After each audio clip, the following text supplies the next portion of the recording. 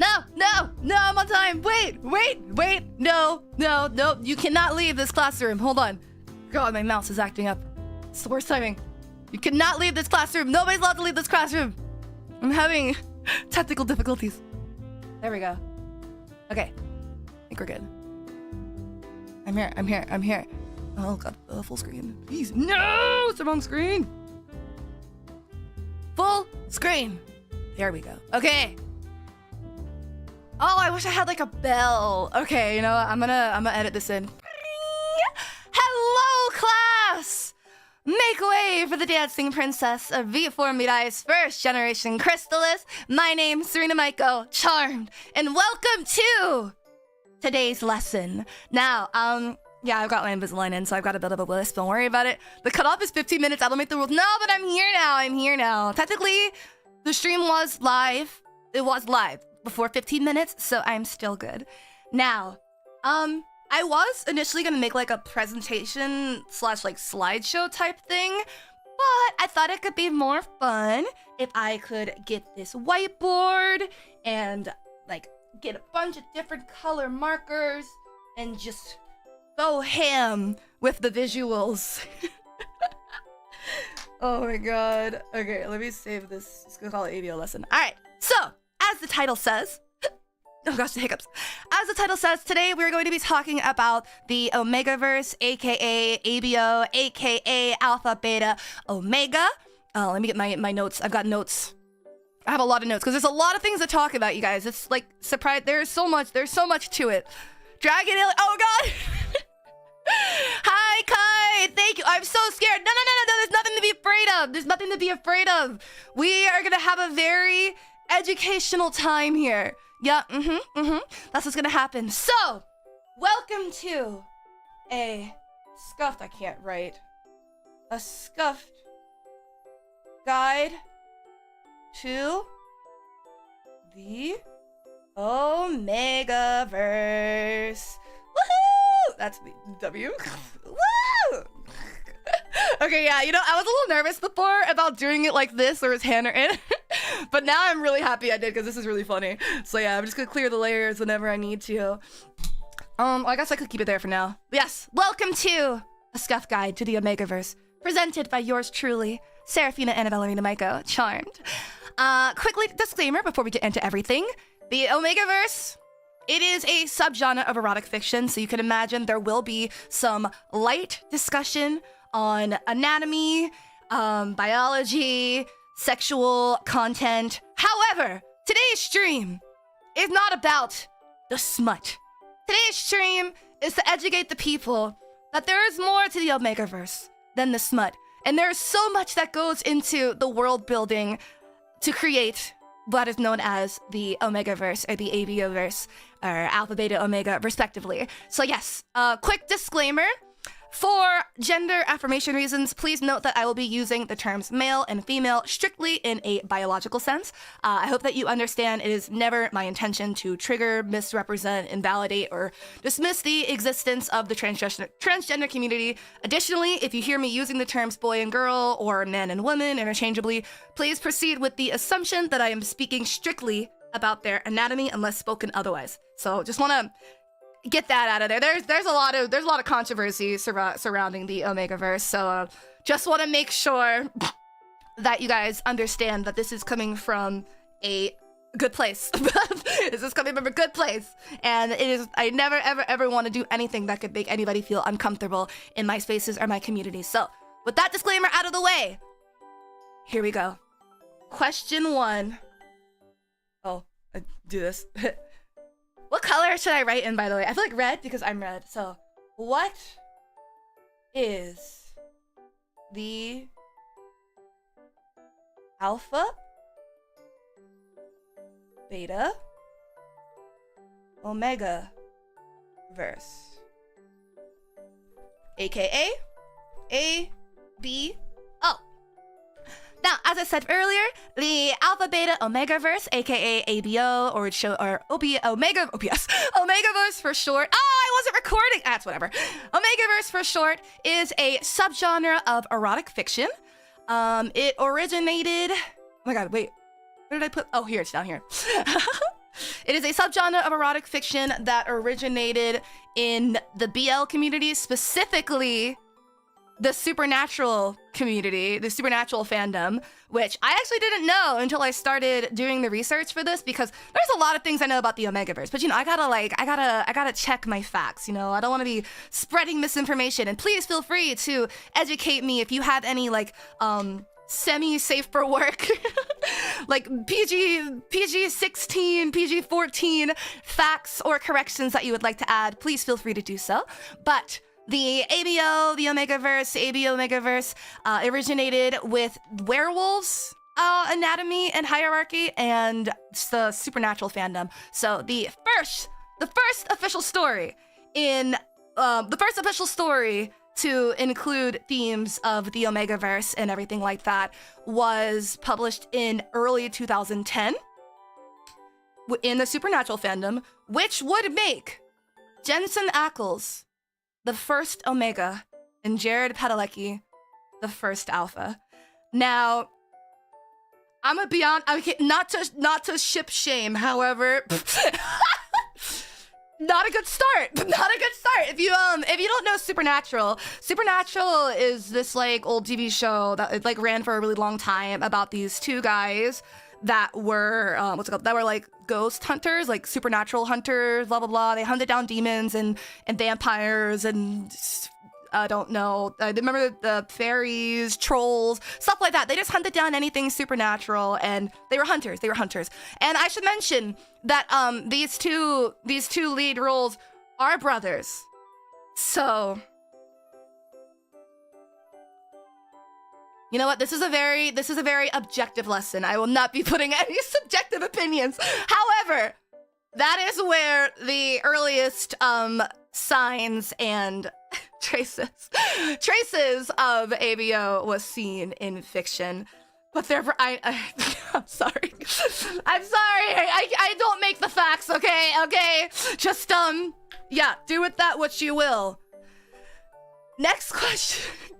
Oh, actually, more on that topic, actually, because, the other early, the other early signs, I should say, of the Omegaverse and, like, traces of it being used in fiction, actually date back to the Star Trek's concept of the, correctly if I'm pronouncing this wrong, Vulcan mating cycle. Now, I haven't perceived any Star Trek media. I don't know anything about it, so I don't know as much about this. If you have any questions about that, feel free to ask each other, ask your classmates amongst yourselves, or look it up in your own free time. But don't go away. We're in the middle of a lesson right now. The Vulcan mating cycle is a hormone imbalance that occurs every 7 years. That being that the people affected by the Vulcan mating cycle will have an overwhelming urge to have sex. And if they don't have sex, the hormonal imbalance can cause symptoms such as insanity, loss of self-control, and even death. These characteristics and symptoms are very similar to a concept that very, really notable in ABO, known as a heat. More on that later.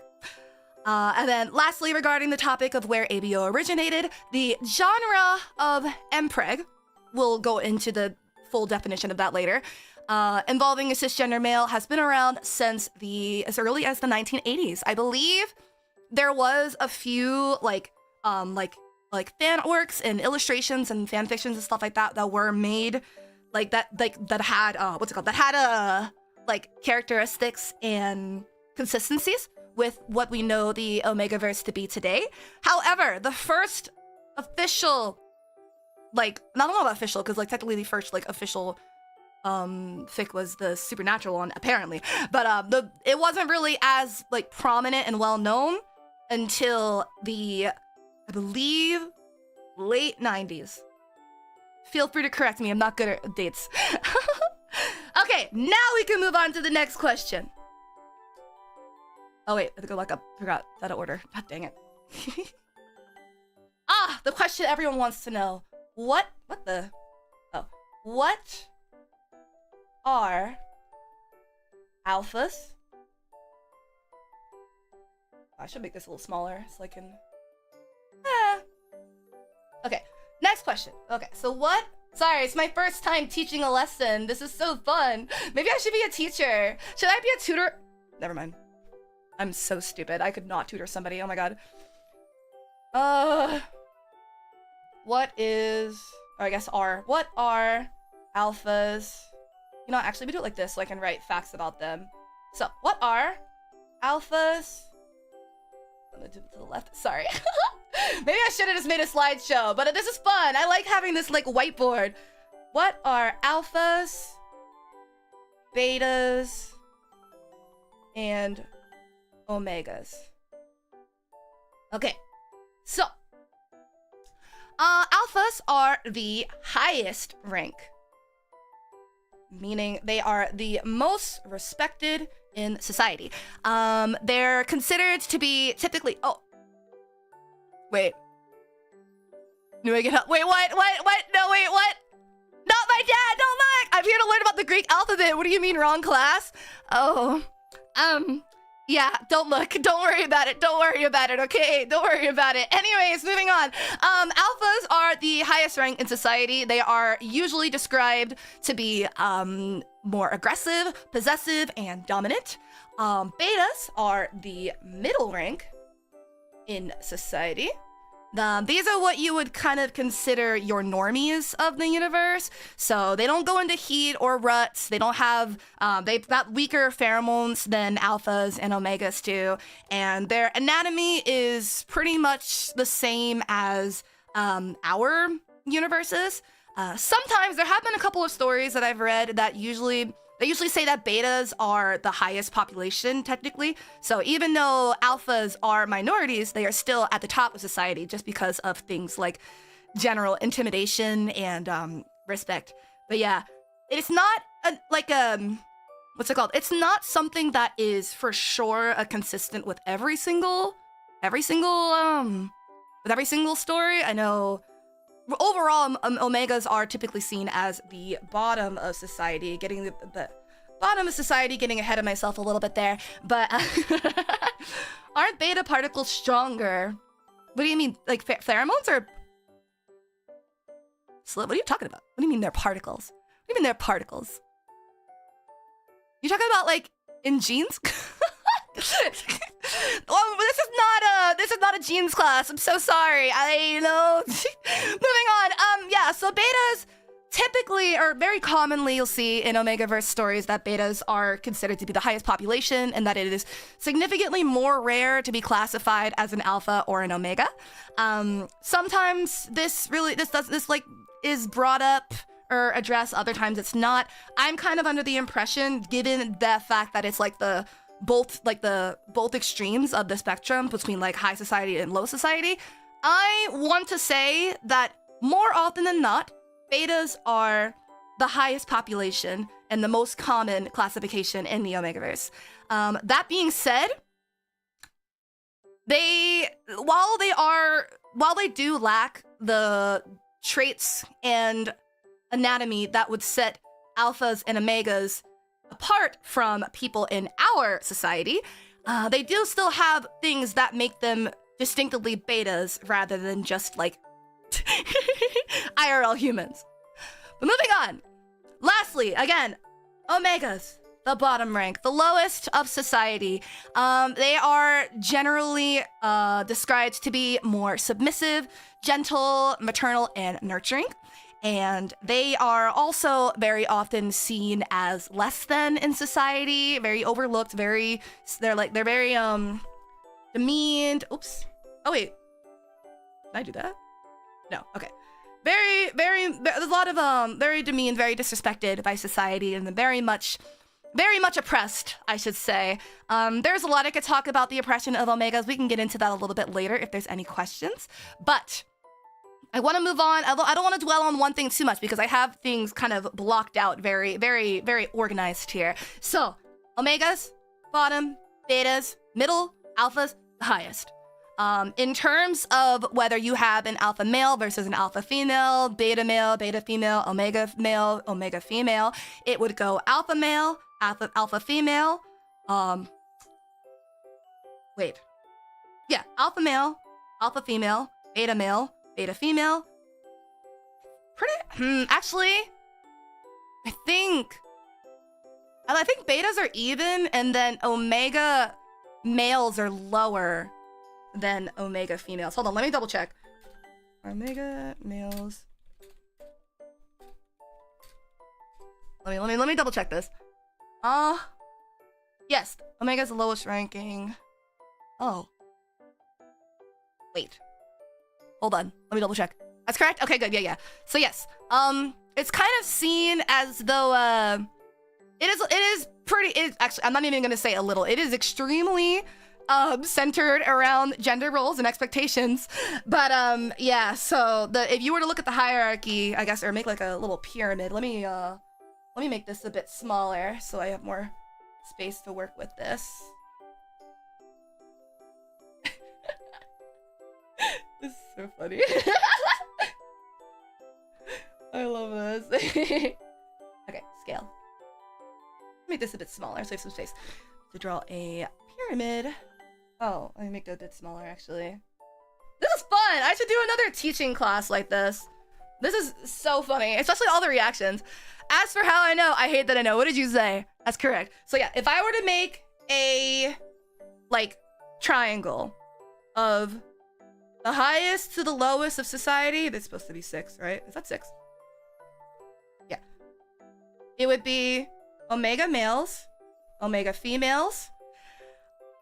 I'm gonna say beta males are above just because misogyny.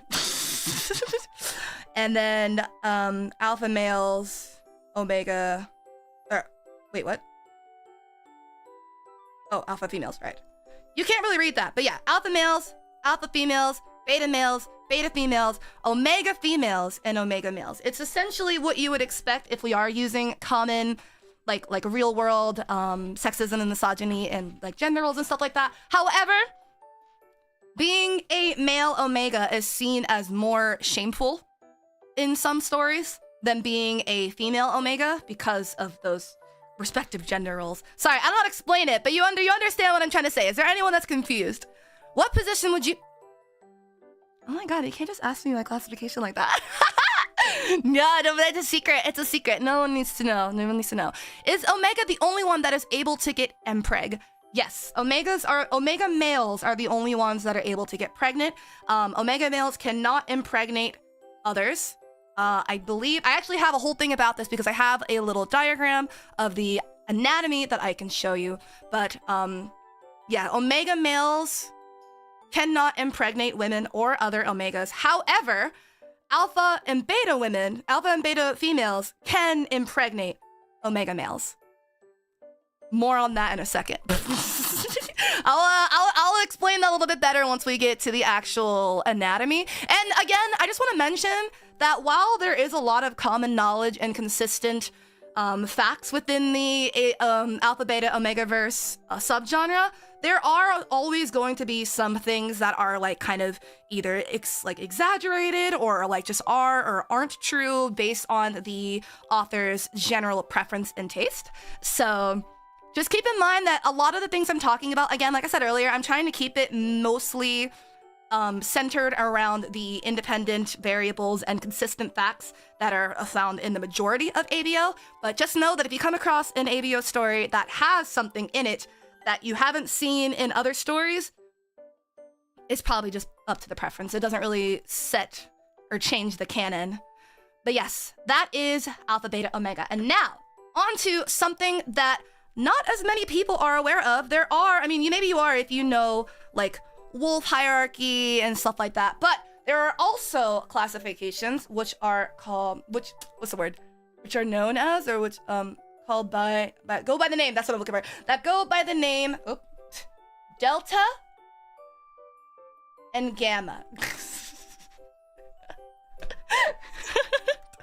Now, if you're coming into this from like a scientist, like chemical biology, whatever mindset, don't worry about this. Don't. Everything you know is a lie. So deltas are essentially watered down alphas, and gammas are like watered down omegas.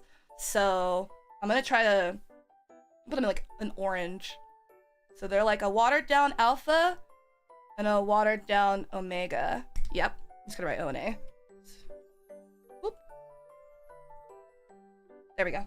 For your notes, for your notes. Deltas are aggressive, but when they're going against an alpha, they typically back down. Obviously, there are people that are exceptional to this because some people just don't have any sense of self-preservation.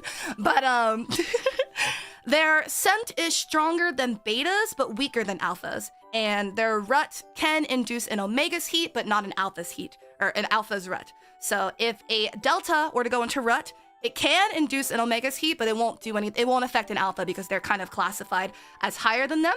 It's the first time I've heard of these. Yeah, you don't really see deltas or gammas that often in stories. Sometimes you will see what is called a dominant or recessive alpha in our manga, and I do have a separate note later to talk about dominant and recessive omegas. But summary: dominant traits, so whether you're a dominant alpha or a dominant omega, just means you have more traits that are in line with the dominant end of the spectrum, and then in vice versa. Recessive traits, meaning you if you're like a recessive alpha or recessive omega, means you have more traits that are in line with the omega side of the spectrum. So that's a little similar to what delta and gamma are. That's why I call them the watered down version of alphas and omegas, because even though they are kind of in like that middle ground between alpha, beta, omega, they have their things that set them apart. So yeah, that's the easiest way to remember it. Just think alpha, delta, beta, gamma, omega. And then for even more clarification, it would go alpha male, alpha female. Oh god, my brain. I'm trying to do this off the top of my head. Wait, hold on, let me write this all out for you. So yeah, it would go alpha male, alpha female, delta male, delta female, beta male, beta female, gamma. Sorry, I should have put these on top of each other, huh? Ah, so hard! Okay, hold on. What do sigmas fall in the hierarchy? I don't even know, bro. Okay, we're gonna go alpha male, alpha female, delta male, delta female. I ran out of space again, whatever. Beta male, beta female, gamma male, gamma female, and then whether it's omega female is generally higher than omega males, again because it like has this association with like shame and stuff like that. But or rather, like there are still gender roles in place about like, oh well, it's fine if women are blah blah blah blah blah. It's just kind of a blurred line. Again, that's something that's just not as touched upon in the community. I mean, let me see. Let me look it up. Let me look. Let's see. I literally just Googled this, but I'm gonna try to search this up a different way. Yeah, it doesn't really clarify, but yeah, again, anything that's unclear, just take it as it's generally up to the author's preference. But yeah, and then we can actually get even more specific. If we were to say have like a dominant alpha male and then a recessive alpha male and then a dominant alpha female and a recessive alpha female. So then what that would look like would be dominant alpha male, recessive alpha male, dominant alpha female, recessive alpha female, and then dominant beta male, delta male, dominant delta male, recessive delta male. You get the rest, and then dominant delta female, recessive delta female. So generally the hierarchy, I want to say it's less about, it's less about gender, more about power. And as for why omega men are more or less, I would say, typically seen as like lower than omega women, I think there's a little bit of a plot hole there, but I'm not gonna dwell on it for too long. It's the author's preference. I'm not gonna write out this whole thing because you get the point. But yeah. Where was I? I lost my place. Oh yeah, deltas and gamma.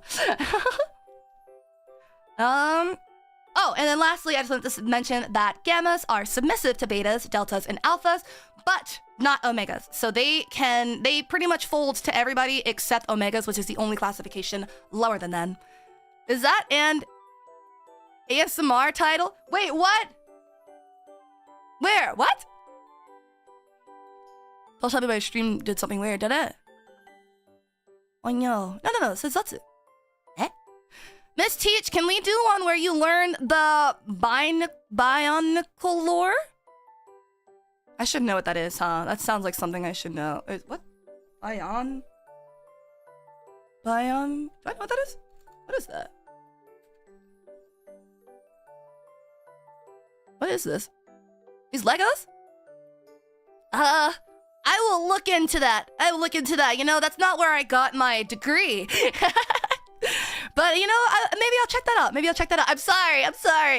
It sounds like a wolf pack or alliance pride. Yes. As I stated earlier, this is influenced in tandem by like werewolves packs or wolf packs, or you'll see it actually in quite a few other animal groups as well as the BL community and specifically the supernatural fandom. So that is where the creation, the product of Omegaverse came from. Now, for the next question. Get my pen. Boop. How do you know your classification? Now, your classification, as I've been saying, is your alpha, beta, omega, delta, gamma, just like title. You will often hear in stories that it is referred to as secondary gender. So they'll have their primary gender, which is how they identify or how they present, and then they will have their secondary gender, which is their alpha, beta, omega title. I prefer classification just because I feel like it's a little, or like categorization, just because I feel like it's a little bit more direct. I feel like when you use words like gender, it can get a little blurry. So I prefer to use classification, so you know that it's spoken specifically, strictly in a biological anatomical sense. But yes. So how do you know your classification? In most stories, your classification is not something that you find out immediately at birth. However, there have been some one-off stories where you could do like a blood test or something to know if there will be an increased chance of them becoming this certain classification, or like a sign or like a hint or something like that. Like, you know how people say that, like, oh, if you're craving strawberries before you go into labor, then you're gonna have a girl or something like that. Or it's like you can, like, in some stories, again, all up to the author's preference about whether or not how you find out the classification, as well as how you can get your diagnosis. But in most stories, it's established through either a blood test or a mark / like tattoo that can appear somewhere on your body, or it's just commonly undiagnosed through the respective symptoms that align with, or I guess traits, I should say, the respective traits that align with each classification. So obviously, if you go into heat for the first time, you're gonna realize you're an omega, or if you grow a penis, you're gonna realize you're an alpha female. Things like that, where like it's kind of like you can see the signs, but you do still have to get your official classification in a medical sense, though. But yeah, that's essentially how it is. It's kind of like an adolescent, like puberty type thing, where you're not really born with it. It kind of like appears over time. But there are ways in some stories that you can either get a guess or a definitive answer on what your classification will be. Now then, next question. Oh, perfect. This goes in tandem with what I was talking about earlier, so we can go back to this topic. Oops. What are dominant? I have such good handwriting. And recessive classifications. Ah! Is that how I spelled it before, too? Perfect. Yep, perfect. It sounds like you're talking about birthmarks with some pseudo-sicken stuff? Wait, what? With some... Oh? Huh? Oh, no. So like an MLP, I don't know much about My Little Pony. I'm so sorry. I didn't know My Little Pony had MPreg in it though. Good for you. So as I said a little bit earlier, I won't dwell on this since we already addressed this topic. Dominant and recessive classifications is, again, something that kind of changes from story to story, and I want to keep the focus on independent variables and consistent facts within the community. So, that being said, it is something that I have come across in a few popular ABO works. It is something that if you are have a decent amount of ABO knowledge or experience in perceiving My Little Pregnancy and perceiving, you have probably come across the term dominant alpha, dominant omega class, like blah blah blah before. And as I have written here, dominant alphas are more intimidating, possessive, and controlling, the highest of society, while recessive alphas are less intimidating, possessive, and controlling, but their pheromones are less threatening. Yeah, so I was gonna say that they're still just as dominant as alphas are, but their pheromones, which is the most important thing, their pheromones are less intimidating. So you may or may not have seen, if there's any of you guys who have a decent amount of knowledge regarding the Omegaverse, you may or may not have seen that there'll sometimes be scenes between two alphas or like a dominant beta or something like that, where they're sending off their pheromones, or like sending off really bad vibes, or like sending off negative aura, with their pheromones in an attempt to be more intimidating. In a lot of stories, it is possible that alphas can, consciously secrete more intimidating and dominating assertive pheromones in an attempt to overpower an opponent. And the key factor here is that recessive alphas, again, while their personalities can still be just as dominant, intimidating, possessive, and controlling as dominant alphas, their pheromones are physically less intimidating than a dominant alpha's is. It's just, it's just that cap. So they will always be seen as the lower, the losing fighter versus in between like the alpha classification. Now with omegas, again, this is where the lines tend to get a lot more blurred. But from what I've seen personally regarding dominant omegas and recessive omegas, I couldn't find a lot of consistent shared opinions on the matter. But at least from my experience of what I've seen, dominant omegas are perceived to be better at dealing with the quote-unquote drawbacks that come with being being an omega in this specific society. So they have weaker pheromones, they're better at controlling their pheromones, they're a little less because there's also a physical attributes that does contribute to the way that characters appear based on their ABO classification. But dominant omegas are typically kind of seen to be a bit, to be a bit more, you see, this is a great line, because there was one series I read where a recessive omega was really tall and bulky and more masculine and dominant, and they didn't even know he was an omega because he was he had the recessive omega gene.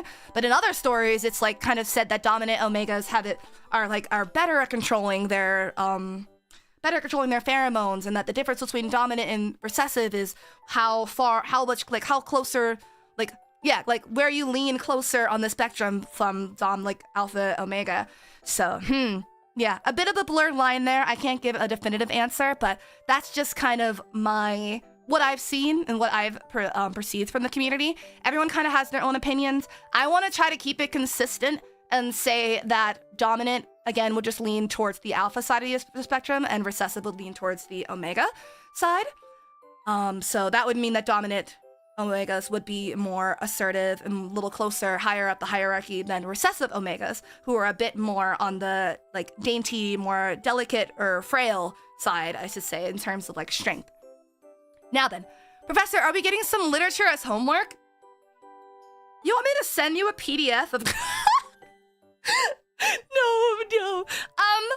I don't think I can assign any homework on this specific class, but you are more than welcome to do some outside research if you would like to offer any other facts, or if you want to correct me anywhere. Let's get the discussion rolling.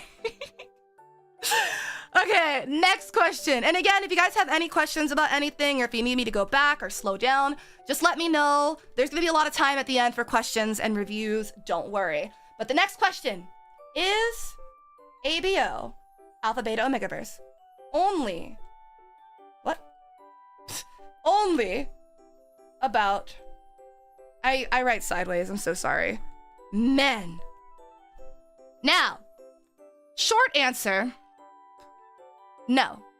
It is not only about men. There are, or rather I should say, is the Omegaverse a universe of only men? Stop it! Stop it! A universe of only men? The answer is no. There are, I don't actually think I've at least personally seen any Omegaverse stories that have only a population of biological men.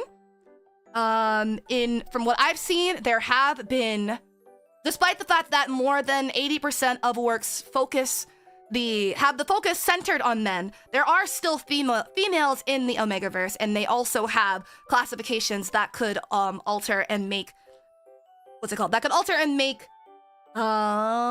decisions in their anatomy, I should say. So these range from, in terms of where the women fall in the Omegaverse, they can range from being simple side characters to the main leads in ABO Yuri, which is a thing. So even in ABO Yaoi, there are women who have their own ABO classifications, and in ABO Yuri, there are women who are the main characters. And now I sadly have not had the opportunity to consume a lot of ABO Yuri, but I have to say, the ones that I have seen, Sorry, I gotta stay professional. Okay, moving on, right? Moving on. So yes, no, it is not only about men. It is very predominantly focused on men, and I would say that that is the what you will see the most of in the community, especially since it originated in the BL community. However, as I said, and I will go over the strict anatomy right now with you all, women are in this universe. It is not a men-only society. ABO, what? There's a good amount of ABO Yuri. Oh, let me, okay, hold on, I need to send a tweet real quick. I'm not Googling anything. ABO Yuri, okay. Oh my god, I actually sent that in the server! My muscle memory kicked in.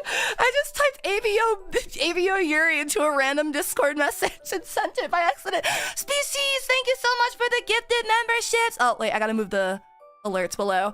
Thank you, thank you. Welcome to the Sarmy Fools. Your gesture training starts now. Pow, pow, pow, pow, pow, pow, pow, pow, pow, pow. Interesting stream to get your membership from, but welcome, welcome. Do we get any source materials to study from? You know, maybe that'll be for another lesson later down the line.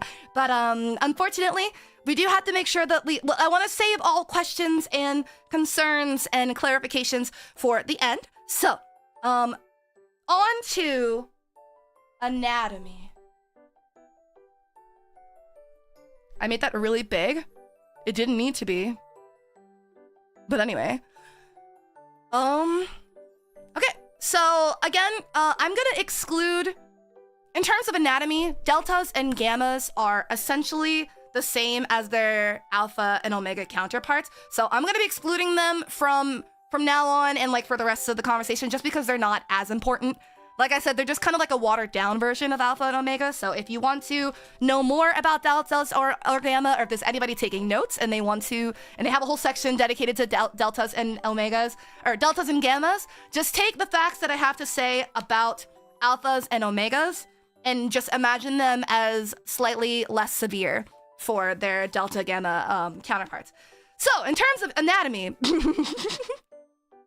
in terms of anatomy in the Omegaverse, we have alpha. Oh gosh, you know what? I'm just gonna, yeah. We've got alpha male, alpha males. How do I go about saying this? So alpha males. You know what? Actually, yeah. I'm gonna make like a little chart. No, actually, yeah.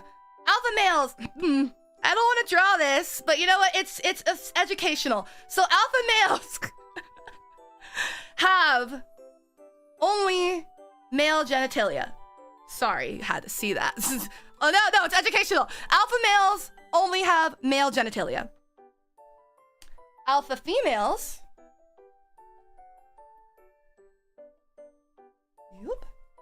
have both male genitalia as well as a uterus. That's the uterus. That's how I drew. Yep, that's how I chose. Let me get these fallopian tubes in there. Alpha females have male genitalia as well as a uterus. However, they cannot be impregnated by omegas. So they can impregnate omegas, and they can be impregnated. You know what? I think they can't be impregnated by a classification. They can't impregnate a classification higher than them, is what I'm trying to say. So think of it that way. Think of like the further down the pyramid you get, the less chances you have of breeding somebody.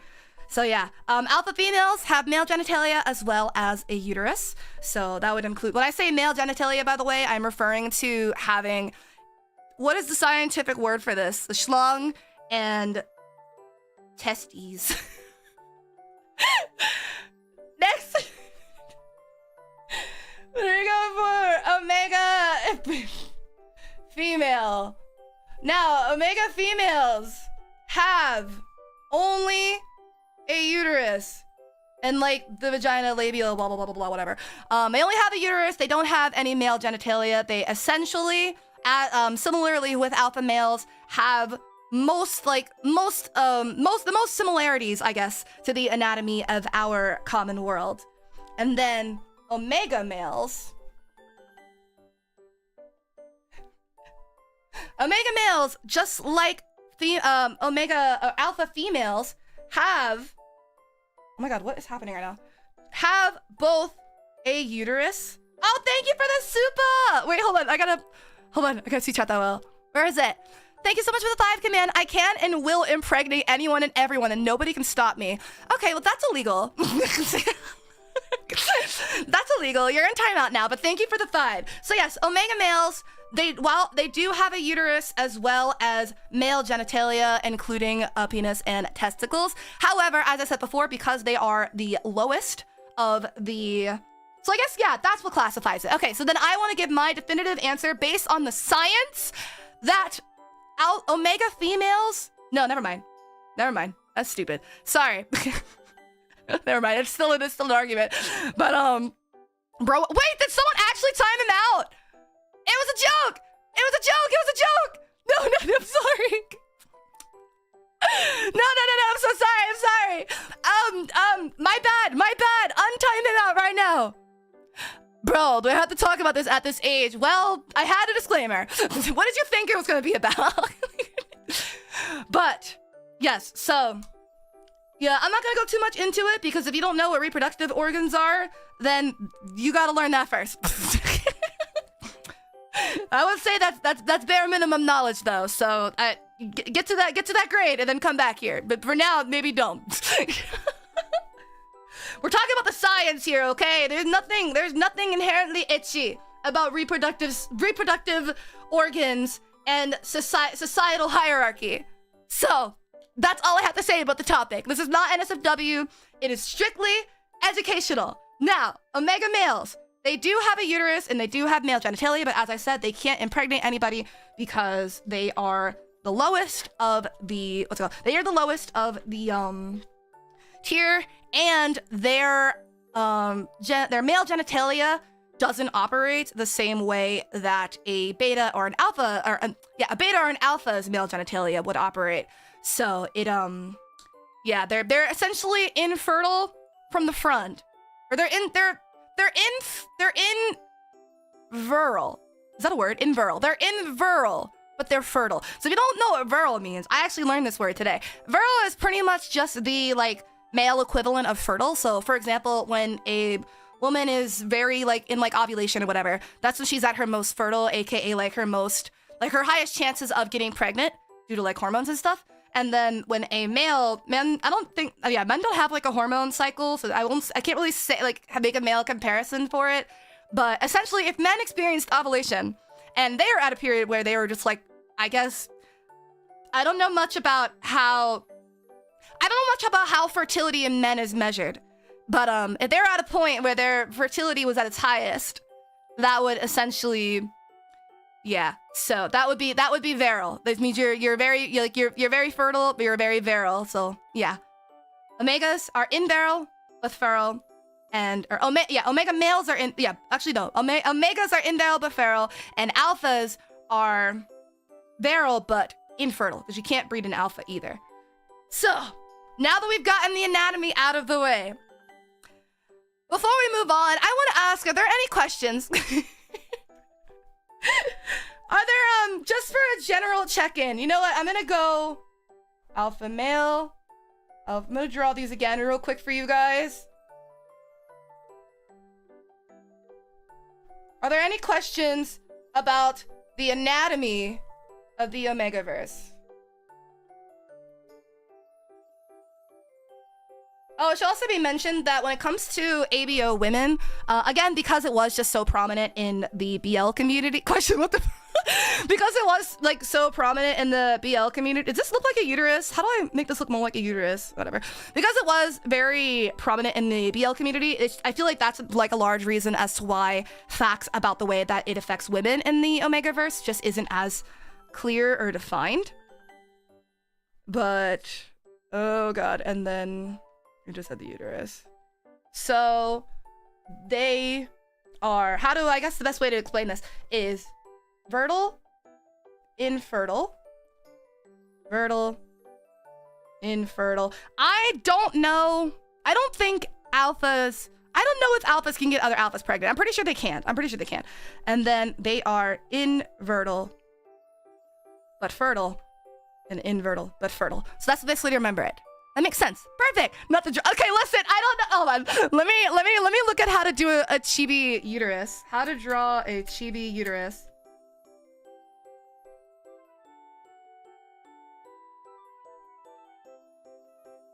Okay, so I guess if I can just like redefine the fallopian tubes. There we go.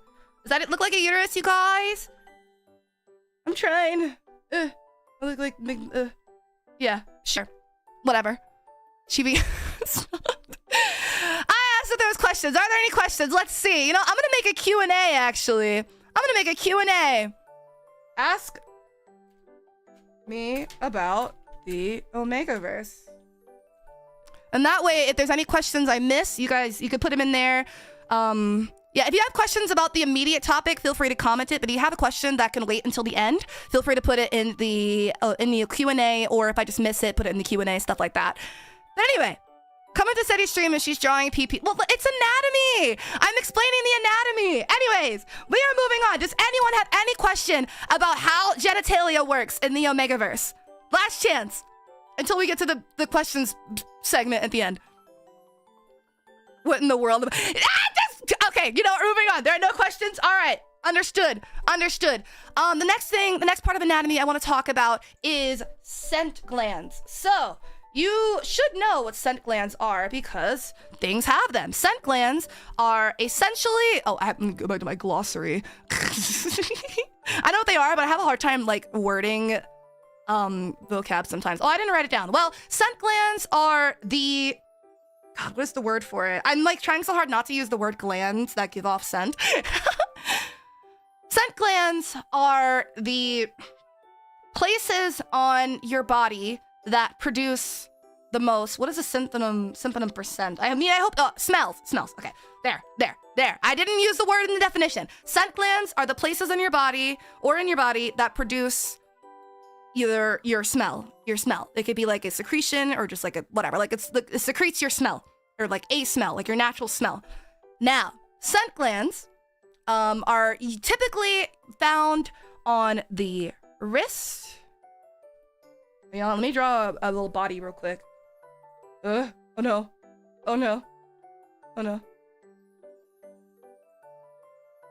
Okay. Scent glands are typically found on the wrist Ew, what is this color? Hold on, I want a new marker. Oh gosh. Here we go. On the wrist? This is not a marker. Here we go. The wrist! Let me get a little bit bigger. The wrist! Oh, hi, Yumi, welcome! Yumi, welcome to the lesson! Do you have anything you'd like to offer? Do you have any knowledge you'd like to share with the class? Bold of you to join us so late, you know, we're about like in 45 minutes in and you're late. Okay, the wrist, your neck, your cheeks sometimes. And then for omegas specifically, they do have their, I'm gonna use yellow for omegas, I guess. They do have scent glands typically around their genital area. So that is where, oh, you can't even see it. Hold on. Let me move. Ah! Glasses are falling off. That, as you can see, is where the scent glands are most commonly found. Again, sometimes it varies from story to story. Sometimes people, I don't even know, will just say like, oh, blah, blah, blah, blah. Point is, your scent glands are here. Anatomically. This is where you produce your smell and your pheromones. And yeah, this will be important when I start talking about scent blockers later on, which we'll get to that once we get to all of the grammar and the glossary. Now then, moving on. Let me scroll back up. I have so many notes about this. Are there any questions about scent glands? Don't worry, we'll talk about pheromones as well. Yumi's, wait, thank you for the 5-ray. Yumi, Sarah just searched how to draw a chibi uterus. Well, because I wanted to make it cute. I don't know how to draw a scientific diagram. There. Sorry, I was parking my broom and buying werewolf romance novels from the signed reading list. Fair enough. Can I, oh, question, finally. Can I buy a lantern from someone? The light? Huh? What? Picking the stinky smell. Okay, yeah, fine. Gio, don't patch. What? Okay, so there's no questions. Moving on. My gosh, tough class here. Guys, I didn't think you would struggle so much. I had high hopes for you. I had high expectations. I was really expecting this class to just be like, yeah, we got it. Gosh, your past teacher must not have been enforcing many rules. Supposed to let you slack off and not do any independent reading time. Well, not me. I will get you educated on this topic. You will be educated. By the end of the stream, you are gonna know so much more about the Alpha Beta Omegaverse than your friends. Trust me. And if you don't, then why are you learning it from me and not them? If they try to say, oh, but I still know more than you, and you should be like, well, why didn't you teach me? You didn't say anything. Now then, next question. Where are we? Okay, how does classification, I give up, affect your place? Why do I write sideways? In society. Now, the way that classification can affect your place in society, it's a bit of a winded answer. I think I kind of already talked about why it affects your place in society. I've talked about the hierarchy and everything, but I haven't really gotten into the nitty-gritty of how it affects your place in society. So very similarly to how general oppression works in our natural world, I guess I'll call it the natural world as opposed to like the fantasy world. Classification, shut up! I gave up, okay? Very similar to how oppression against minorities works in the natural world. For those that are like towards the bottom of the hierarchy, so like omegas and then like sometimes betas. I feel like betas are much less, it's less of like a spectrum and more of just a, if you're an omega, you get hate. I gave up what? I gave up writing it. What do you mean? What did I say? Wait, hold on. No, that's not what you think. What did I say? Don't take my words out of context. Very cute handwriting. Oh, thank you. Thank you. I try. Clear. All right. But unlike in the natural world where there's kind of there's a bit more of a blurred, like it's a bit more gradual between how those are treated higher in society versus lower in society, with things like how different races are treated, and how like women are treated, intersectionality. That's the right word, right? Intersectionality. Yeah. I don't know why I thought I said intersexuality for some reason. Intersectionality, as well as things like colorism and texturism, and like there's so many different aspects and characteristics in the world, as well as being part of the LGBT plus community. Like there are so many different things in the world, and so many different minority groups, and so many ways that people are different in the world, that kind of sets their place in terms of oppression in society and how you are treated by the world. However, in ABO, don't get me wrong, I'm sure racism and sexism and everything is still very prominent in ABO, but I don't know, I should say very real in ABO.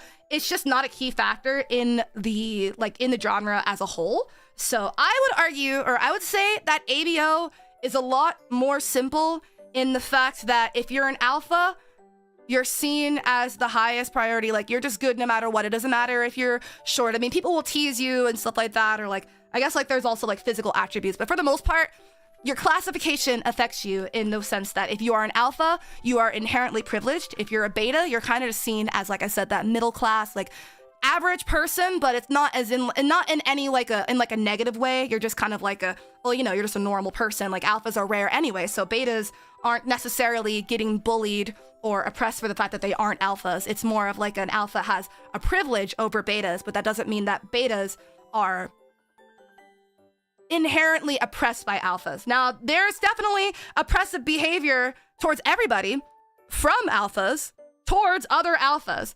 But if we're talking strictly about alpha, beta, omega, alphas have privilege, but that doesn't mean that betas are oppressed.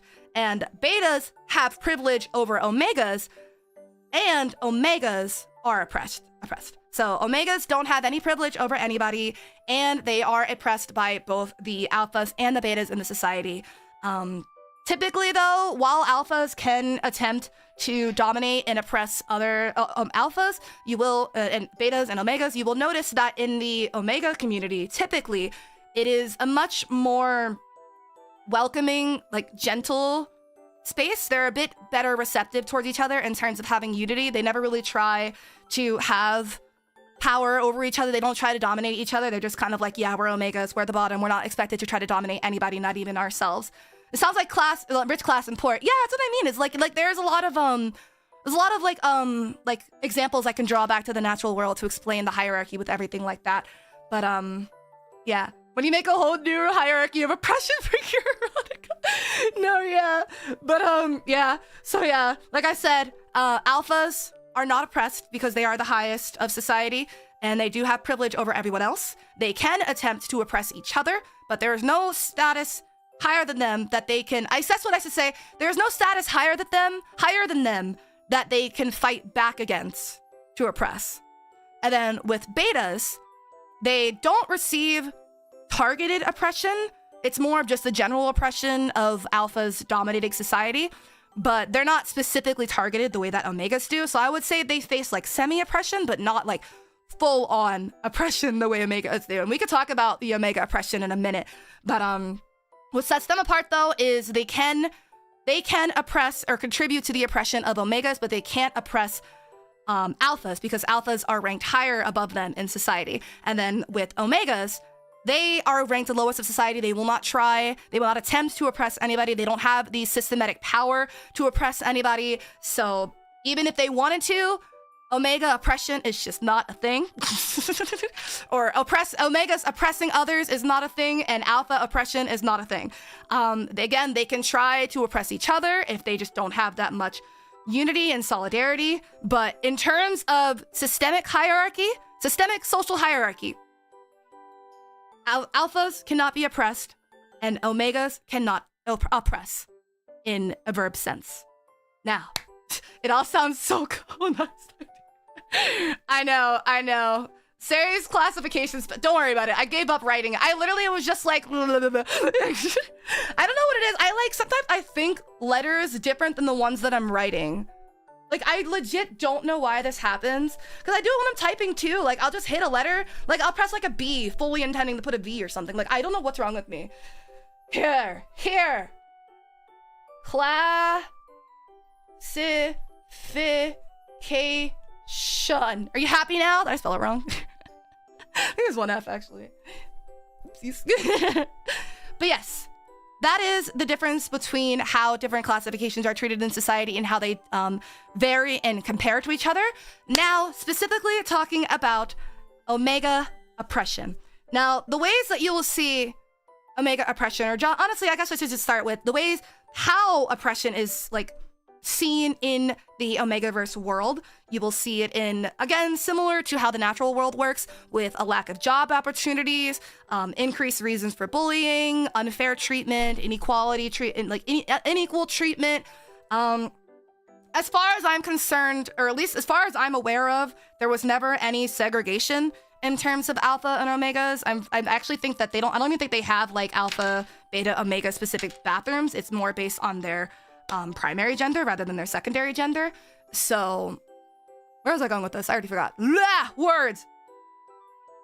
Oh yeah. So yeah, it's more based on like an opportunity type thing. That's why I really like to use specifically systemic oppression, because in a way, the best way I can describe systemic oppression, I know I'm using the word in the definition, but it's when you are systematically pushed down. Like, regardless of how much you succeed, how hard you work, no matter what you do or how hard you try, you will always have, like, an opposite of the head start. I don't know what it's called. You'll always be at a disadvantage because of that systemic oppression. So, Omegas, they deal with a lot. They deal with a lot of misinformation. They deal with increased chances of both violent and or sexual assault. Again, also because of the nature of the fact that they are omegas, which are typically categorized to be more physically weak and dainty, or shorter or smaller or skinnier, as well as emotionally weaker to their beta or alpha counterparts. I don't like the society. Well, surprise, surprise, a lot of this part is actually way similar to the natural world than everything else is. So, hate to break it to you, but this part's not really new. But I guess in ways that are different. Well, no, actually, this is still pretty similar, but another way that omegas are oppressed is, again, with the double standard of the expectation for how omegas are supposed to behave in the workplace. So I'm going to talk about heats and ruts a little bit later. Essentially, I think if you know what heat is, I don't need to explain it, but an omega goes into heat and alphas go into ruts. Both of them do the same thing, where you go into a higher, like a peak state of increased arousal and fertility. However, because alphas are at the top of society, when an alpha goes into rut, which leads them to secrete stronger, more influential and manipulative pheromones, society doesn't say anything. But if an omega goes into heat, which does the exact same thing, increase your arousal, increase your fertility, and secrete stronger, more influential and manipulative pheromones, now everyone's calling him a slut.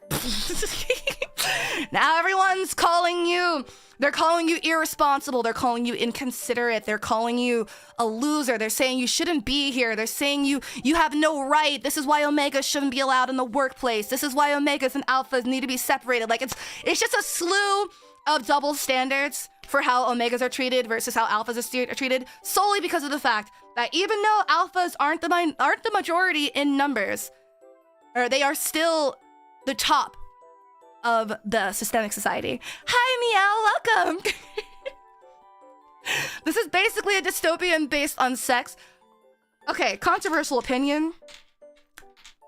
The Omegaverse has a lot of reasons for why someone would view it as dystopia. However, the actual problems, like at least in terms of like social hierarchy and systemic oppression, those are very real things that exist in the world due to homophobia, racism, sexism, transphobia, like stuff like that. Like there's so much of that. It's so for so many minority groups. So this part of the lesson, again, is like probably the closest to real world society than the rest of it. I don't like the world. Yeah, don't worry. I don't either. I don't either. But I just wanted to be clear that the things I'm talking about, and I think it's important to be aware of these things as well. So if this is your first time like hearing a discussion about this, I would try to apply this to the real world as well, where it is applicable. Yeah, it sucks, and I do think it's important to be understanding, and also understanding that fiction is influenced by reality. That's where the whole hierarchy came from, was from reality. Like, for example, like the whole again, like it was based off of wolf packs, or and like taken like in like they literally took the social hierarchy of wolf packs and added the systemic oppression curated by humanity, and that's where it came from. It's not just some one-off, absolutely insane, never seen before concept. And honestly, I could say that with a lot of fantasy genres. There's a lot of things in fantasy that are created or exaggerated or inspired by real-world issues and inspiration. So it's an interesting thing, especially when you're like looking into like, that's why again, when I say that there's a lot to the society of Omegaverse, I'm like not even just trying to be like a freaking Fujo Gunner. Like, it genuinely is a really interesting concept, that it has a lot of detail and subtext to it, and like stuff that you can look at from more than the perspective of just smut, which is, again, you don't have to like it. This lesson is not my attempt to make everyone become ABO addicts, not at all, not by a long shot.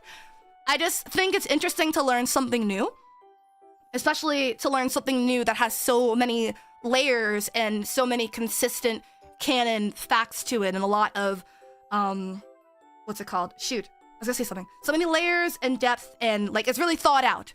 It's definitely been very thought out and polished over the years. So yeah.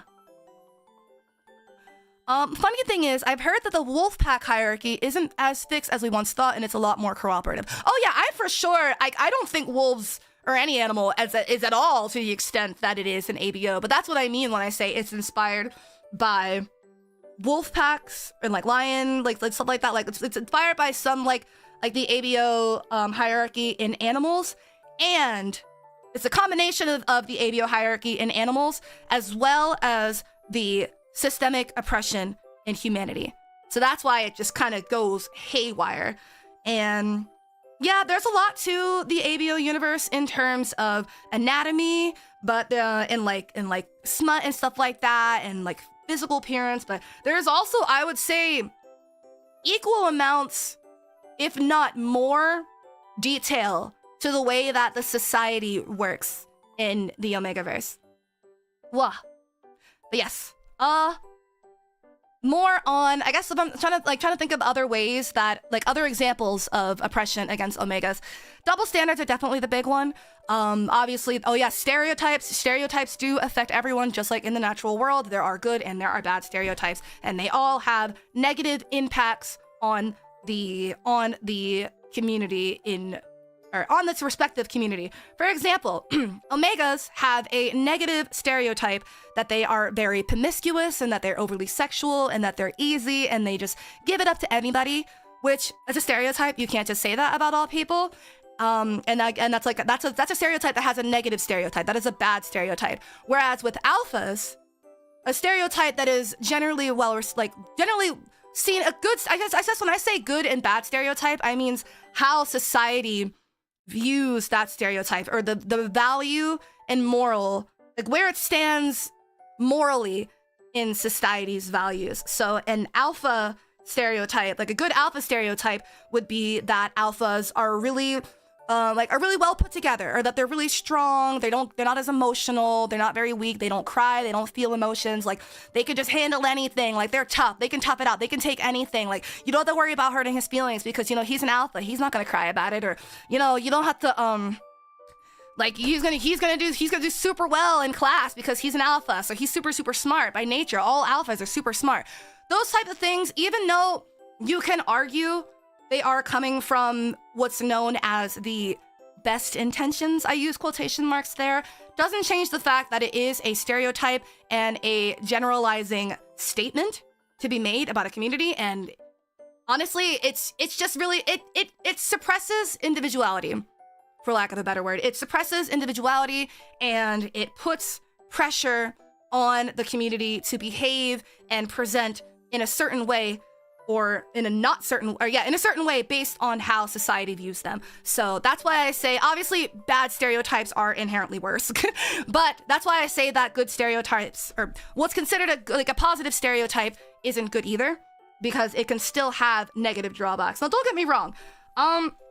There are still like privileges to good stereotypes. That's literally what privilege is having good stereotypes and being able to live up to. Okay, it's not what privilege is, but there's more to what privilege is. But part of being privileged is having good stereotypes about your community. So like how the alpha classification is at the top of society, they have those stereotypes that they're strong and dominant and intimidating and cold and standoffish. And while it still affects them personally in a negative way, and like it still puts pressure on them, those qualities is going to propel them upward and forward in terms of the in the system of society. So like on a job interview, like maybe it makes, I don't know, we're gonna call him Tommy. Alpha Tommy might get insecure because alphas are supposed to be strong and dominant, and he's pretty short, like skinny guy. However, even though that may affect him emotionally, if he were to hand in a job application and select what says alpha, he would be benefiting from that stereotype, because they're going to be expecting him to be buff and strong and tall, or at the very least, they're going to be expecting him to be like strong and cold and standoffish and resilient and stuff like that, even if he isn't, which, you know, it's good in the short run, but like it's hard to keep up with, which is why it's like good stereotypes. Like if you have the classification, then you're just kind of like set. Or if you have that trait of a good stereotype, then I guess you're set. But yeah, if you don't, you're just kind of setting yourself up for failure and all of these expectations that you're not going to be able to meet. And it's almost seen as more disappointing that you belong to a group that has this positively received stereotype around them and you don't, versus being a part of a group that doesn't have that positively received stereotype and they don't. Like, you see what I mean? Like, I feel like, okay, real world example here. I'm gonna use a real world example. Real world example of a positively received stereotype, or a stereotype positively received by society is, and again, this is a stereotype. This is not how I think. Do not take this out of context, I beg you. An example of a stereotype that is positively received by society is that all Asians are smart.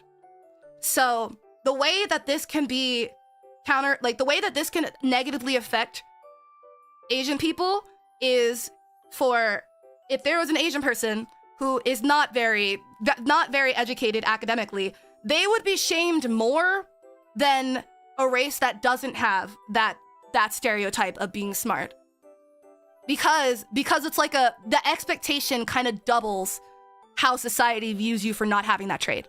Does that make sense? Does that make sense? So let's say, okay, I have a better example then. I'm a black woman, and my best friend in high school, oh my god, I almost said college. My best friend in high school is an Asian guy.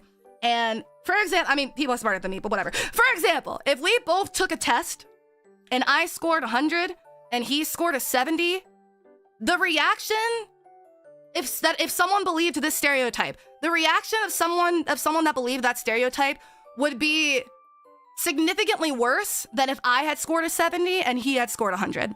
Does that make sense? I understand, but it still hurts. Not my alarm to end stream soon. Okay. Moving on. Listen, I could talk about like systemic oppression and everything for a while. Again, this is what I mean when I'm like, there's layers to this shit, because yes, a lot of it is influenced by the real world. So you can't really say that it's like part of the Omegaverse. Like, I guess you can't really say it's part of the Omegaverse genre because it exists in other genres. However, it is very, very fascinating to me to see how the unique qualities of the Omegaverse affects these real world traits. Wait, what about my question was, huh? What was your question? I'm sorry. Don't worry, we will go over questions. If you have any questions in the Q&A, I will answer them. Don't worry. Don't worry. The ABO prejudice can be an easy stand-in for the related real-world things, racism, sexism, classism, etc., that writers/readers can relate to. Yes, that is another thing. While ABO isn't the most common form of like expression and metaphors towards the natural world, you'll notice in a lot of fiction or like fantasy media or even just like imagery and symbols and like stuff like that, there is so many works of like music and movies and shows and anime and TV and manga and novels and comic books, textbooks, well, not textbooks, but like there's just honestly, I would go as far as to say that all media takes influence from the natural world, which wasn't the point I was like building up to, but a large amount of media, at least something that has, what's it called? It's not motive, but it's not agenda either. What's it called? What is the word called when something has like purpose or drive? Hold on. Let me look up motive synonym. The moral, the story? Yeah, I guess so. So, yeah, okay, the moral of the story, that's what it is. Undertones is a good one too. But I was gonna say that a large, you would be, like, it's really fascinating when you start realizing and noticing, like, even in the most simple thing, like, maybe like a kid's cartoon or something, there is still such a deep tie to, like, the morals of, like, there's still, like, a lot of morals to be made in fiction and in media and stuff like that. And like, yeah, I guess motivation, motive, morals, like whatever you want to call it. A lot of media has this, like, wants to serve a specific purpose. Like maybe they want to make you laugh, or maybe they want to make you cry, or like they can make you feel emotions. But at the end of the day, media is all about making a statement. That's what I'm looking for. That's what I'm looking for. Bar. Period. Okay, sorry. So yeah, at the end of the day, media in the world is very heavily based on making a statement, meaning regardless of how easily or how directly or loosely reference the issues within the natural world is, it is almost always about making, like, it's always about pushing, I don't want to say pushing an agenda because that sounds a little too, what's it called? That sounds a little bit too aggro? Not aggro. What does it mean when you're like, I guess that is aggressive because the opposite would be passive. But it's a little bit too direct, I should say. But sorry, Emily, it's okay. The vibe will be up, hopefully. We've learned a lot here. We're learning a lot here. Thank you for coming to my TED Talk. Of course, you guys. I told you I was educated on this. But yeah. Moral of the story: fiction tells a story. Fiction makes a statement. There's always more than what meets the eye. And that's what really intrigues me about the Omegaverse, is because it addresses a lot of these real world, like, these real world problems, and then they spin it in a way that is just so different. And granted, it's not as subtle. That's the word I'm looking for. It's not as subtle as you may notice, like people dealing with like the, it's not as subtle as other media in like subgenres will address the topic of oppression, but it's still different in its own respective way. And that's why I like learning about new genres and concepts and societies and universes and stuff like that. Like, because it's like, I don't know, it's so interesting to me. Now then, let's scroll down. You know what? Maybe I should have done the grammar first. Whatever. I didn't really go over much grammar. Now, let's get into grammar. So, A, B, O. Oh my god, we could do like a questions. We can do like you guys can answer. Can anybody tell me, and you have to raise your hand. Can anybody tell me, actually no, just shout the answer. Can anybody tell me what ABO stands for?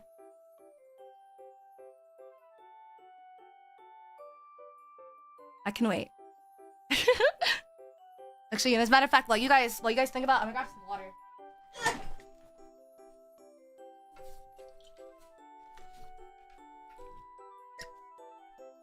Yes, correction, you are correct. Alpha, beta, omega. Chair is correct. The alphabet. Nene is correct. Exceed is correct. Leon is correct. Murgo is correct. Rate Factor is correct. No. Not all of you are corrected. That's okay. Yes. ABO stands for alpha, beta, omega. Also known as the ABO-verse or Omegaverse or just Omegaverse for short. Next.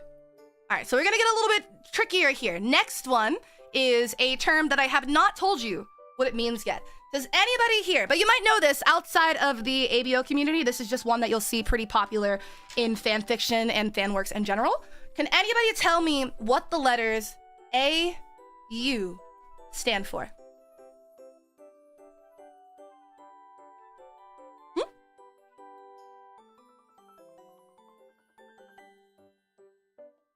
Anyone?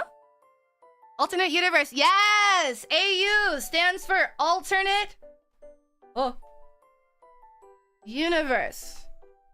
Essentially, meaning that or rather, just like, I mean, essentially, that's what it means, is an alternate universe, but also it deals with, like, fan fiction on pre-existing media, too. So for, oh God, I can't think of anything else, but like, for my Supernatural example, because I'm so sorry, I can't think of anything else. For my Supernatural example, an alternate universe is essentially just a universe, or it's essentially the characters, but it takes place under different circumstances.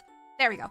So that's what an alternate universe is, or an AU, is when you take the characters and you throw them into a different situation, aka an alternate universe. For example, say you're watching Attack on Titan and someone writes an AU where instead of titans, they're fighting giant tuna that walk on land. Yeah, that's an AU. No, that's an AU. All right, next question, or next word. Okay, I'm gonna try to use all the words I talked about. I did tell you guys the definition for this one, so now we get to see who has been paying attention.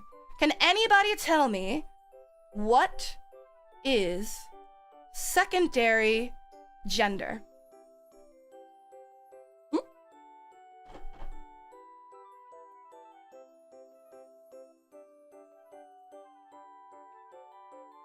Anyone?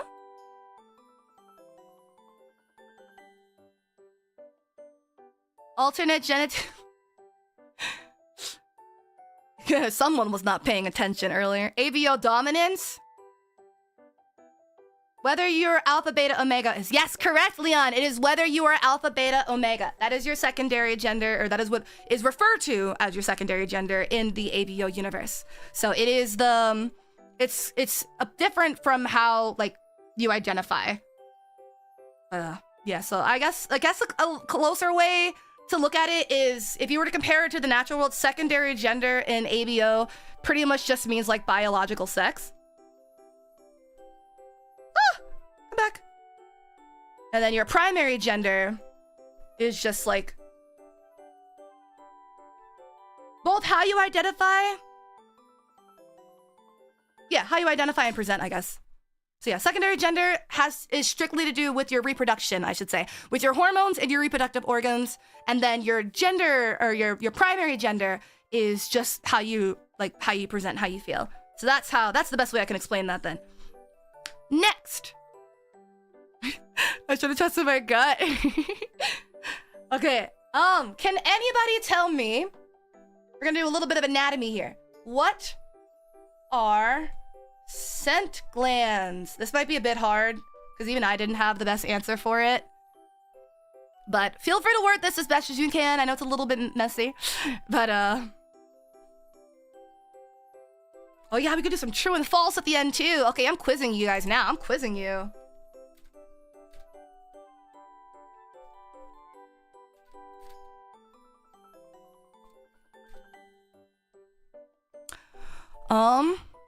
If God is the alpha and the omega, does that, they sense smell, chemical glands in the body that produces odors. Correct. It is the chemical glands in your body that produces or secretes a, like, scent or pheromones from your body. So that is what it is. Organs that release scents? Yeah, Yeah, essentially. I'm a biology major, by the way. Hey, let's go. Scent glands produce pheromones. Yes, yes. Oh my god, you guys are doing so good.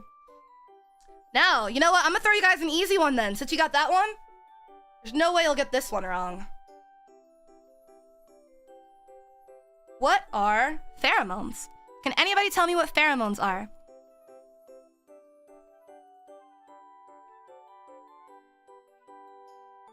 Scent? Perfect! Perfect answer! Yes! Pheromones are your scent or your smell or the, what's it called? The natural scent secretion that influences behavior and psychology. So it's important to know the difference between the pheromones and just like a general smell is pheromones are naturally occurring through the chemicals of your body, and they have direct influences over the behavior and physiology to the people around you.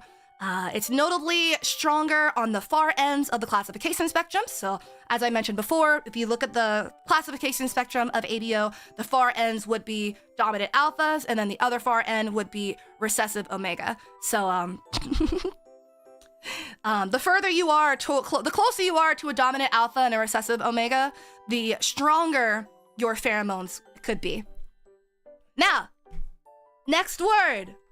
Can anybody tell me? Actually, you know what? Actually, yeah, we'll just go in order here. Does anybody here? And I'm gonna give a cookie to the first person that gets this. What is heat?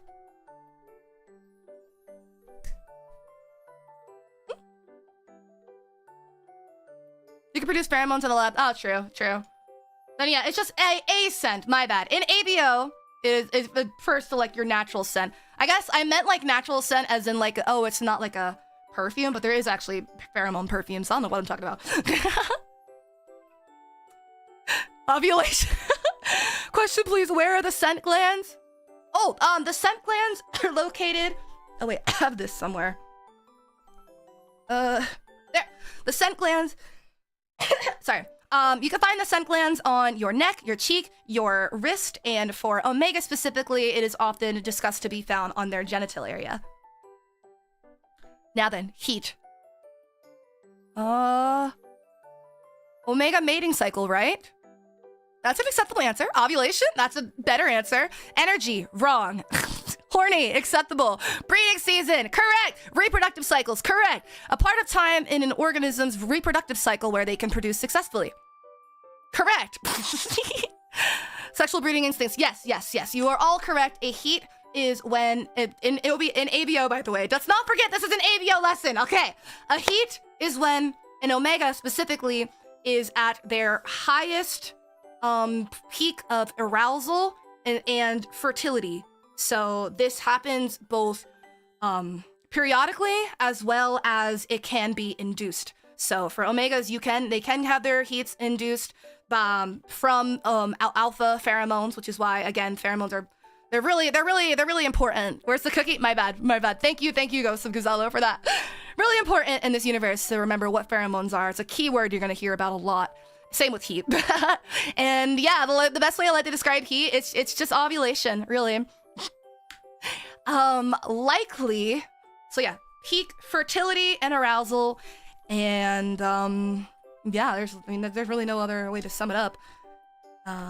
It can be induced, and it comes periodically. Is there anything else about it I need to say? I don't think so.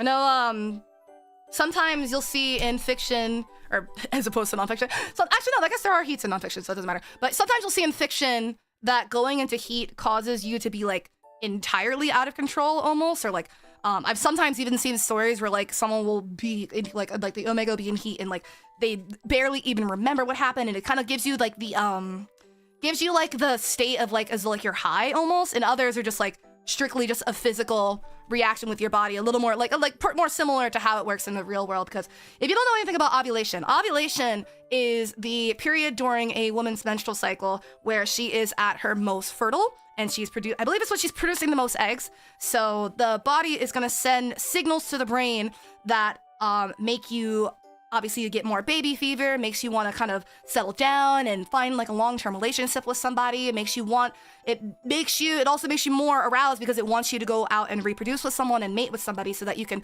produce this baby, because it's like, well, you know, I've got you all locked and loaded. Why aren't you shooting them out?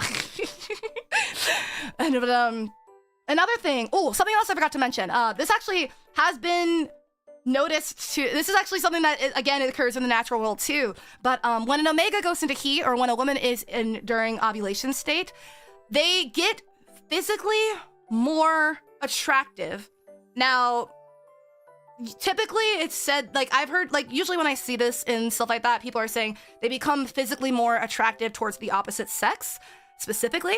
I don't know what the exact science behind that is for what is considered to be physically attractive for one sex versus the other. Obviously, I know, like, the whole trend of, like, girl pretty and boy pretty, but in a scientific way, I imagine it has to do with just giving you, like, enhancing your, like, dominant and submissive traits. So, for example, in omegas, when omega goes into heat and they are receiving, or they are, like, getting these, like, hormones that are making them present, like, that are making them look, like, more attractive.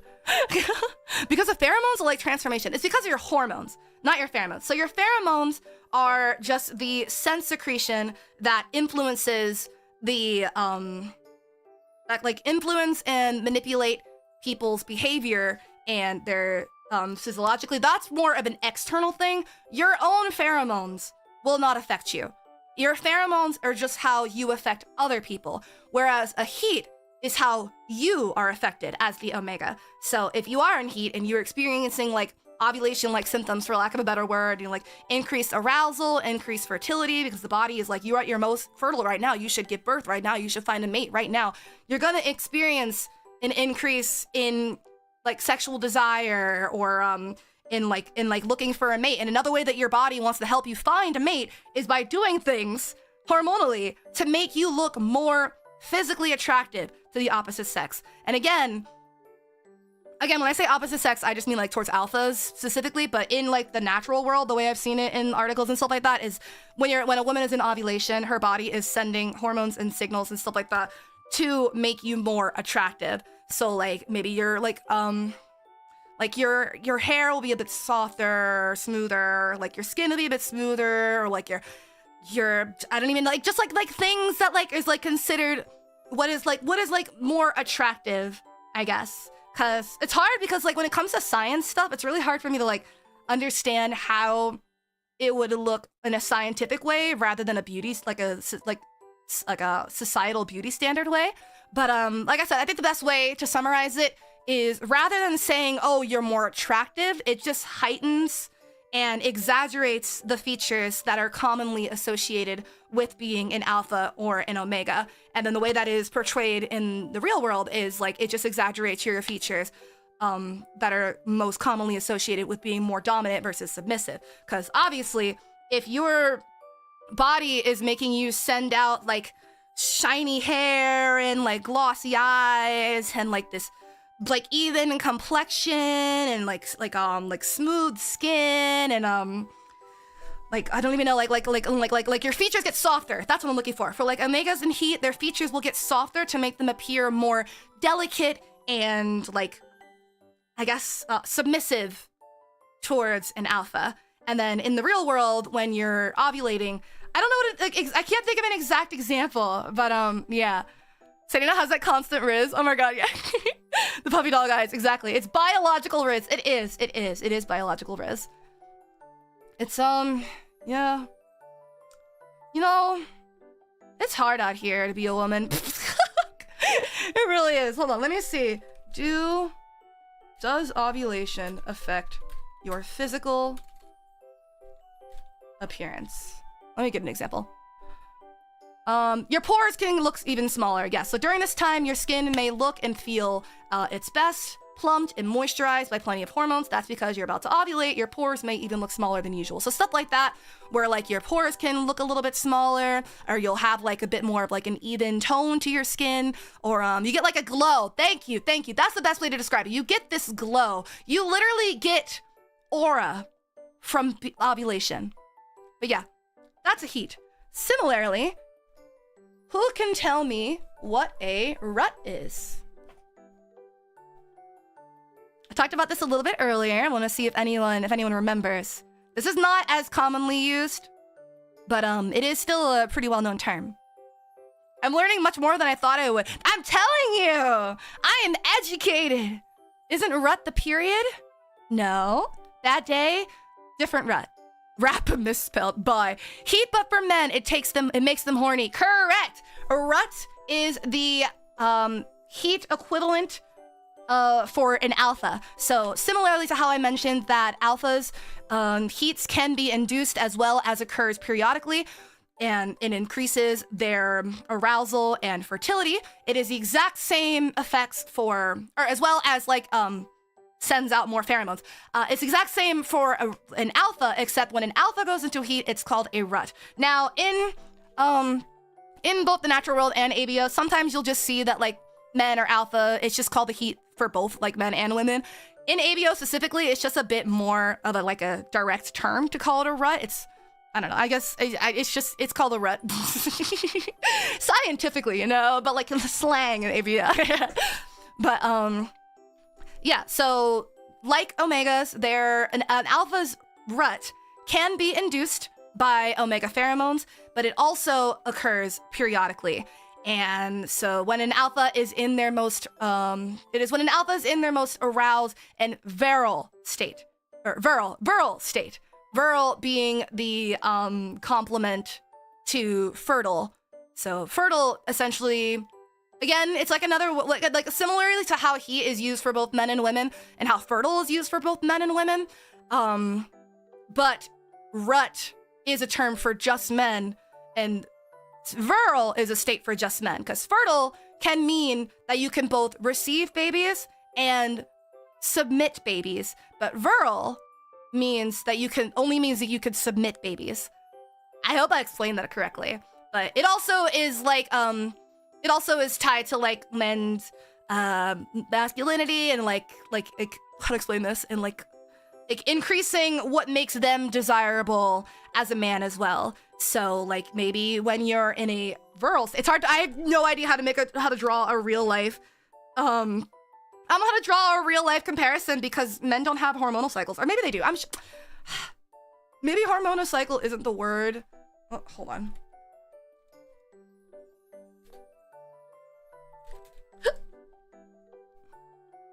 Yeah, I guess your testosterone can fluctuate from like the morning and the evening and stuff like that, but not in the way, I guess they don't have hormonal cycles. They don't have cycles. Men don't have cycles the way that women do, is what I'm trying to say. And if I'm wrong, correct me. I'm not here to teach biology. I'm here to teach OEBO. All right, next word. I am so behind schedule. Oh my God. All right, the next word. I feel like I skipped one. Oh, I guess not. Okay, this one might be a little bit harder. I didn't talk about this in the lesson, and it's also not super commonly used in the ABO universe. It's just not like something. It's in a context that's not really used very often.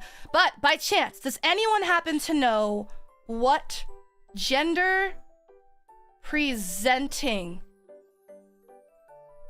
is? Why did I think I spelled it wrong? I'll give you a hint. This is a period of time. Any guesses? How are you supposed to get this question? Well, some people might know. Don't worry, I'll tell you guys if you can't.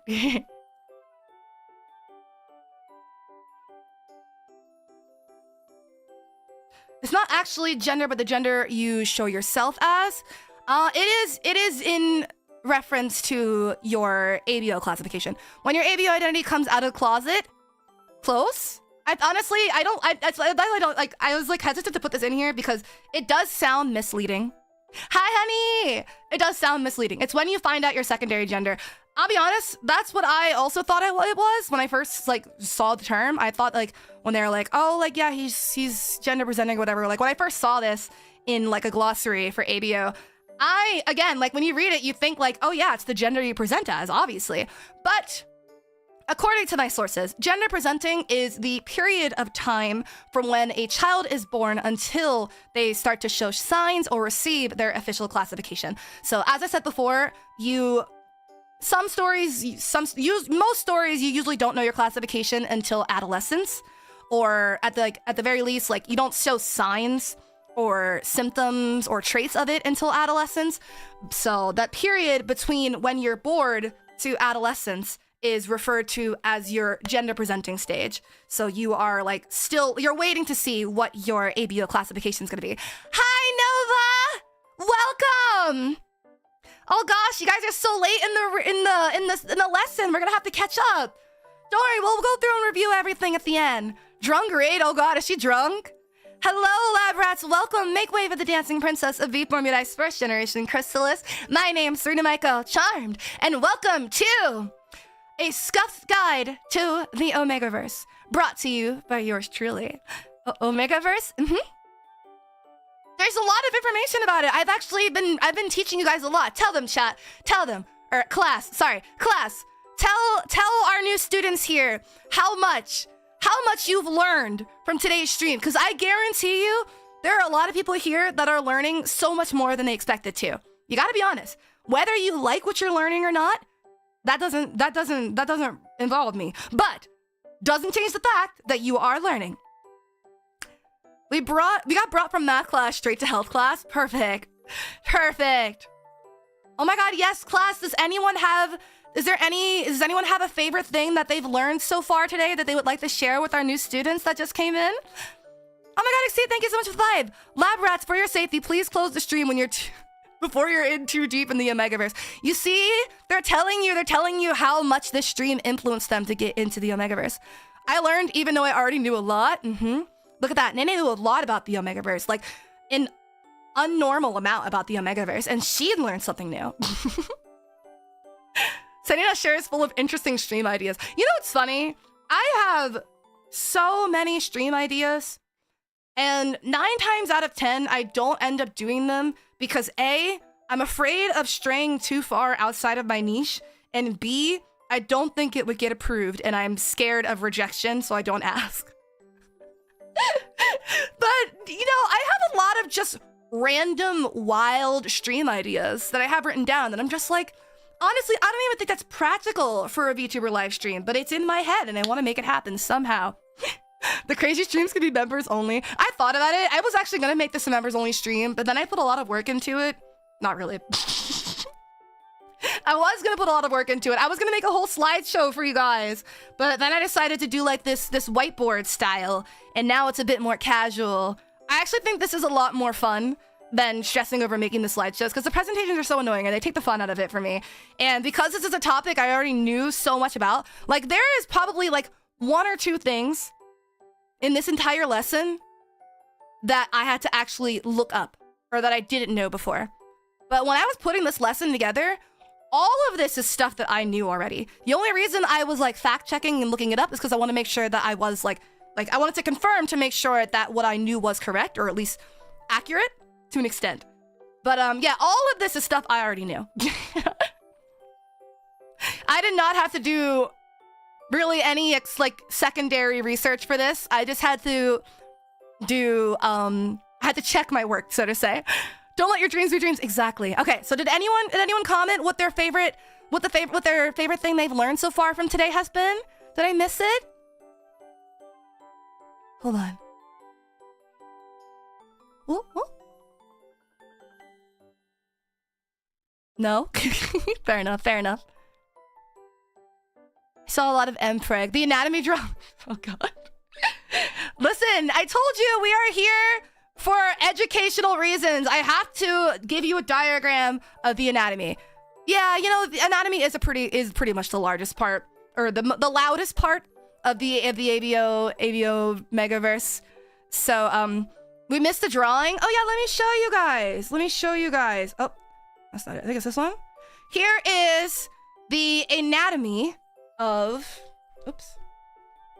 Here's the anatomy of of AVO people existing in the AVO universe. So alpha males, as I explained earlier, fertile, Fertile means like your ability to impregnate someone. Fertile means your ability to be impregnated.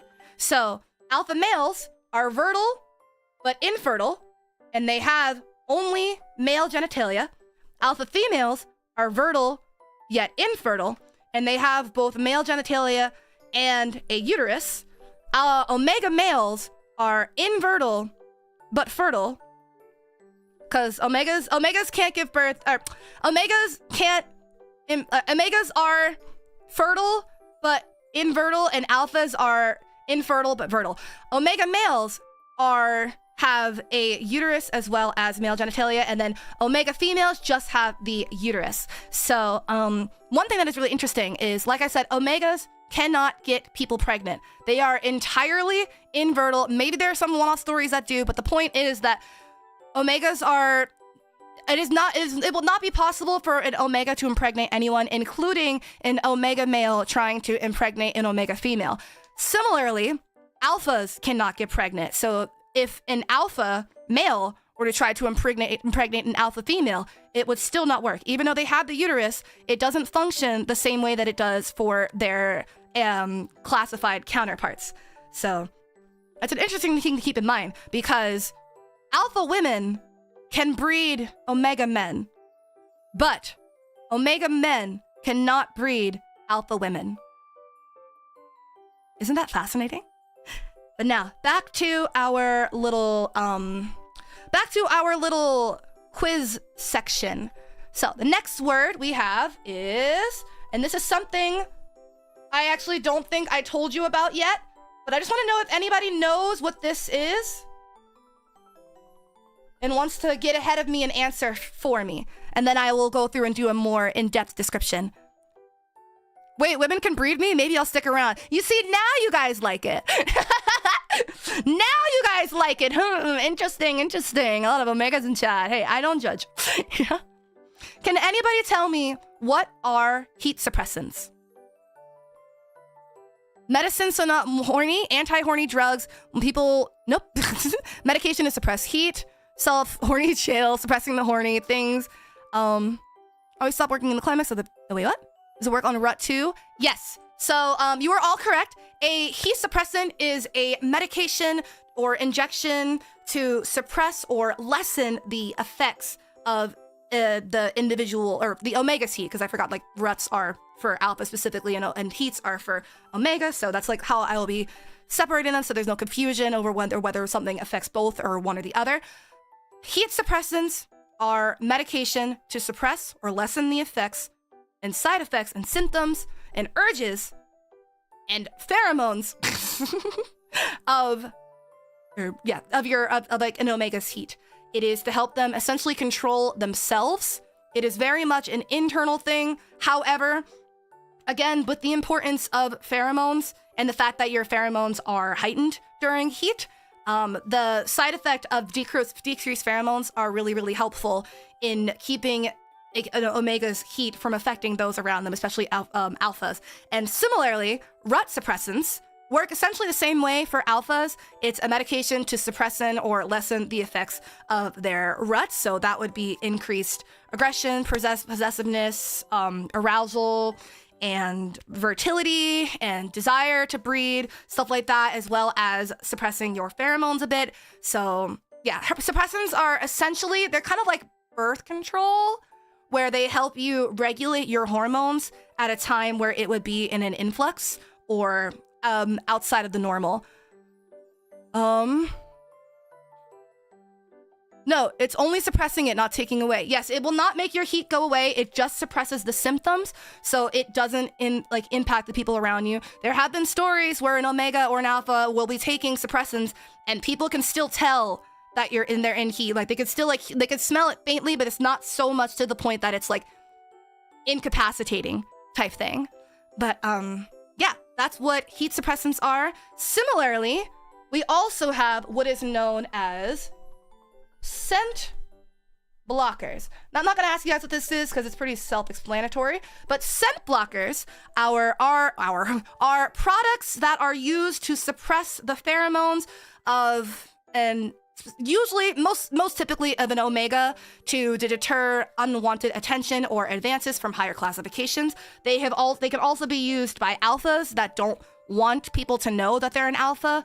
And obviously they're not used by betas because betas don't have very strong pheromones, so they don't have to worry about like people kind of sussing them out. Because again, betas in the majority of ABO, ABOverse, ABO Omegaverse. That's what I'm trying to say. Oh my god, I was like, that's not right. In the majority of ABO Omegaverse stories, betas are like 80% of the population, or just like 60%, like just like a large amount of the population, and they're seen as like the normies, and then like the alphas are like the higher class, and then the omegas are like the lower class, but like the middle is the most prominent, like the biggest amount of people, kind of like with the real world, like the natural world too. So scent blockers can be used by alphas and omegas for several reasons, mostly by omegas, again, to deter any unwanted attention or advances from higher classifications. This goes for whether they are in heat or not. Omegas still secrete omega pheromones, and like I mentioned before, because omegas are so oppressed and seen as weaker or daintier or smaller by society, or like the other higher classifications, this makes them more susceptible to violent and or sexual assault crimes and stuff like that. So that's why it's more commonly used by omegas, but like I said before, it can also be used by alphas to mask their pheromones, whether they're in the vicinity of an omega who's just particularly sensitive to them, or if they're like about to go into a rut and it's going up but they're not quite in their rut yet, or if they just want to conceal the fact that they're an alpha for any reason and try to blend in as a beta, because that's what a lot of omegas will do, is try to blend in as a beta. Alphas, again, because they're so high in society, are pretty loud and proud about being alphas, but there is also like the occasional case where there's an alpha that doesn't want to be like represented by the stereotypes and expectations that are associated with the alpha classification. So they will do the best that they can to try to pass as an alpha, as a beta, so that people don't put any expectations on them. Because, you know, if you're a beta, because you're just kind of like in the middle of everything, you really get the best of both worlds, where no one's expecting you to be exceptionally dominant or exceptionally submissive, like one way or the other. You're kind of just free to be yourself, which, yeah, it's an interesting hierarchy. But yeah, scent blockers. These have been seen to be, I've seen these be used in the form of colognes, like pheromone colognes or perfumes, bracelets, collars, pretty much just anything that you can like place on your body, around, like on or around your scent glands and where you produce pheromones, to kind of mask that, like, that scent and that pheromone, so that people don't pick up on it as easily and it doesn't impact the people around you as easily.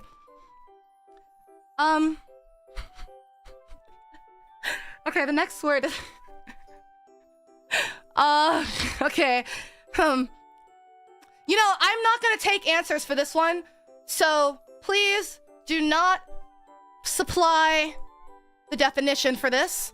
I'm going to explain this in a way that is strictly educational, and not at all sus or NSFW. So, what is Omega Slick? Omega Slick is this is educational. The most educational way, the most educational description. Omega Slick is a natural lubricant that is produced by omegas. It's similar to the way that females operate in the natural world as well, where it is produced due to increased levels of arousal and fertility. So why it has its, I mean, yeah. Yeah, that's what it's called. It's called slick. That's what it is. If you see the term, you will see the term. That's what that means. That's what that is. It's just a noun. There's not a lot to really say about it. So let's move on. Next term. Oh, if we've got any Twilight fans, you'll know this one. Imprinting. Can anybody tell me what is imprinting? No? Can I apply slick to door hinges or metal bearings? Okay, I've seen so many people talk about like the uses or for slick other than in a sexual context. I believe I don't know what the closest real life substance is that slick is supposed to represent. I guess the vaginal secretions of females in the natural world, but yeah, I don't think it works like glue. It's more like a lubricant. So not in like a, actually I guess you could use it for hinges then, because there's like hardware lubricants, right? Motor oil, bye? Ah, yes, the Twilight thing. It's like you're marking your territory, but with magic. Close. About printing. Chat, I think I just blacked out. Chat, don't worry about it. Didn't watch Twilight, but that's like marking your mate. Yes, imprinting is when one lays claim to an object or person they feel a strong connection to. So typically what this will mean is it's like, but rather it's a little bit like, it's kind of like an engagement ring. So if you were to think of bonding as a marriage ring, imprinting would be like the engagement or a promise ring, where it's a temporary like claim that you can lay to something or someone that you believe, you very, very strongly believe is essential and key to you and your future specifically. And that is that you, like, yeah, if you're imprinting on it, essentially it just means that you feel that you are the most worthy to lay claim to this person or item. And you're just taking it. You're taking it.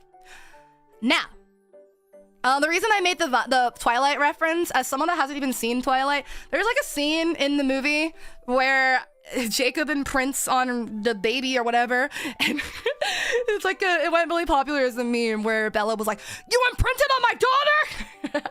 I thought it was funny. Okay. The next term I want to talk about, this has two meanings. So the next word I want to talk about is the word or the noun mark. Now, not to be confused in the sense of marking, which is to make a visible impression or stain on a person, to lay claim to them as your mate. You'll see this in ways like when an alpha will bite an omega on their scent glands or wherever they produce pheromones or stuff like that, where it's like a physical, visual impression or like, yeah, physical and visual impression on an individual. Mark can also refer to, and this is not consistent with all ABO stories, but there are some stories, like a decent amount of stories. Is this? Oh, I thought you said lag. There's a decent amount of stories that will have a plot in it that you, when you're in the ABO universe, you will get this tattoo style mark that will symbolize your classification. So it's something that develops over time again, or again, if it's one of the stories that you're born with it, so you know what your classification is gonna be beforehand. You could be born with a mark. They don't really call it a tattoo. They just call it like, oh, like, what is your mark? Or I saw your omega mark, something like that. So yeah, again, that's not consistent with all stories. So I won't dwell on it for too long, but just something to keep in mind and something you might come across if you get a little deeper into the media. Oh, here's an easy one. Can anyone tell me what is a mate?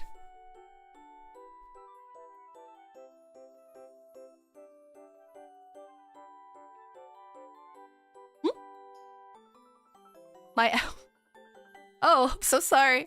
What Aussies call friends, partner. The first guy you hire on a ship. Lifelong partner, close. Serina, hello?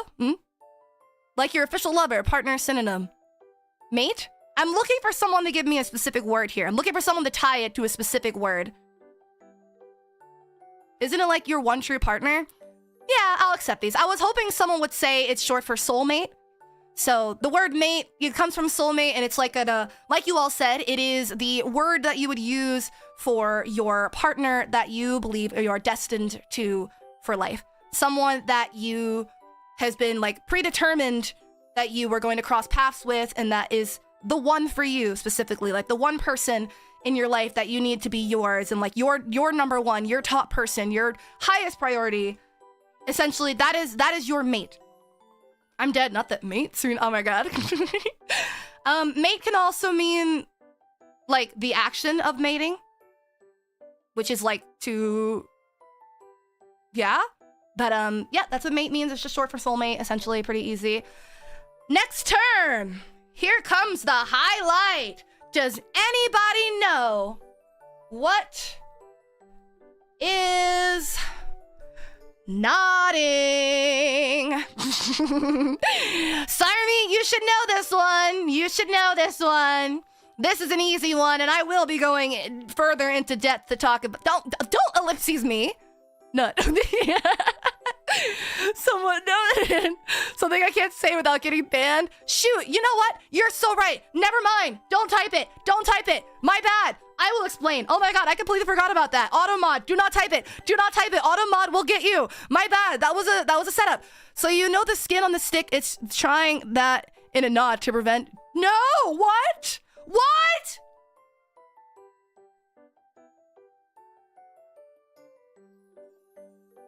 You know, y'all can have your opinions over everything I've talked about today, but by far, the sentence, you know the skin on the stick, it's tying that in a knot to prevent discharge, easily the most disturbing part of this whole lesson. I don't even want to hear it. I don't want to hear it. You've one-upped me. You've one-upped me. Nobody can come after me anymore after you just said that. No one.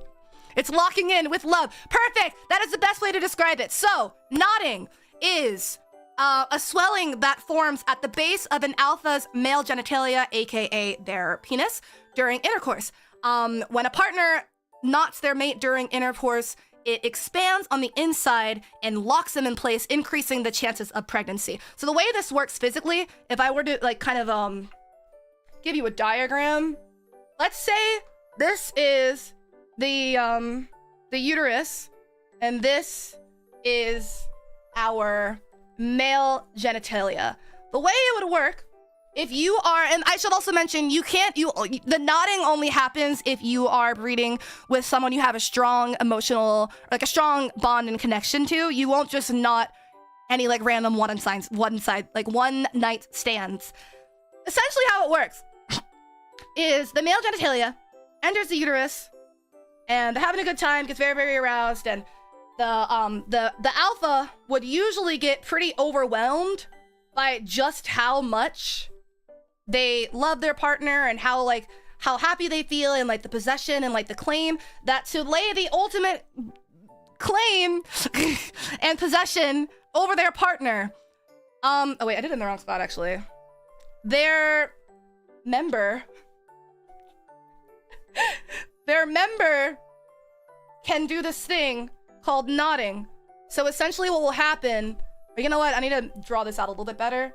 Okay, hold on. Actually, I have a better way to draw this. So let's say it's like this. Let's say it's like this actually.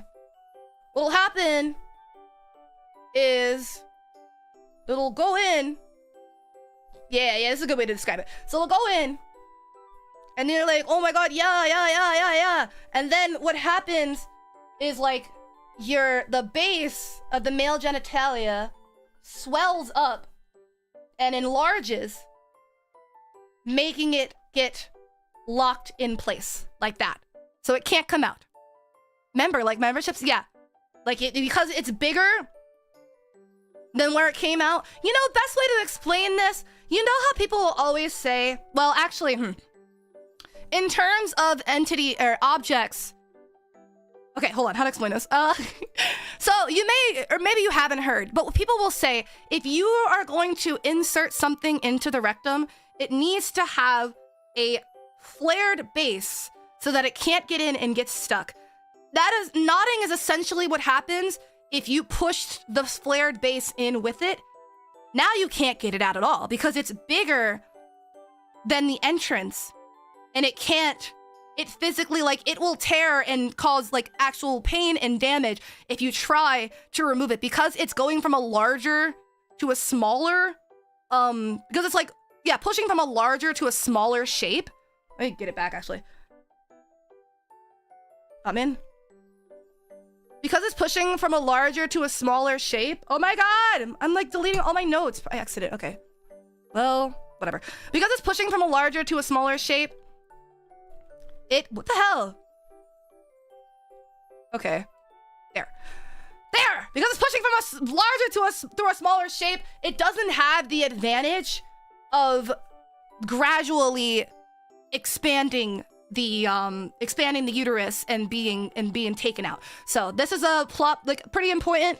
This is pretty important when you're talking about ABO stories, because there are a lot of times in stories where, like, even if the two partners are loving and consenting to the act, an alpha can still lose control and not in him, and the omega is just like, I am not ready to bear children. No, what do we do? And then you kind of just have to sit there and wait for it to go down on its own so that you can remove the member from the inside of the uterus. Because eventually that swelling will go down and you'll be able to take it back out as so.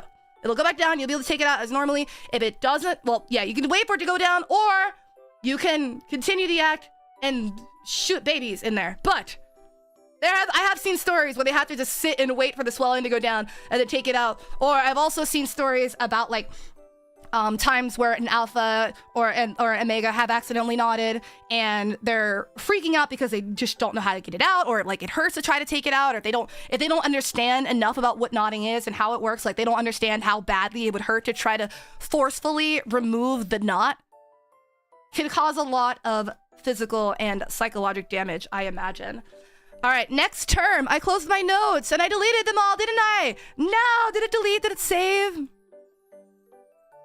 Fuck, why is it that one? Oh my god, what I was doing, I was trying to undo in Clip Studio, but I was undoing on my balls. I was undoing my notes by accident. And for some reason, the notepad on Windows, both Control Z and Control Shift Z are undo. Like, the redo button doesn't work, so it just kept undoing when I was trying to redo. Whatever. After nodding, next term. I feel like you guys can guess this. One. So shoot. Can anybody tell me what is bonding? Anyone? What is bonding? Don't worry, guys. We're almost done with the glossary and the vocab and the quizzing and stuff. I wanted to do a little bit of true or false. I still might. So I might do some relationships. Close. Kind of. You're close. Try to be a little more specific. You should be able to find an old version on your system. Wait, really? That's fine. I don't really think I'll be using this for anything else after.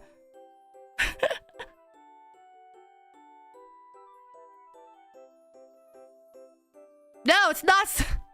Bonding is so fun as a concept. It is pretty interesting. Hold on, let me see if anybody got it right yet.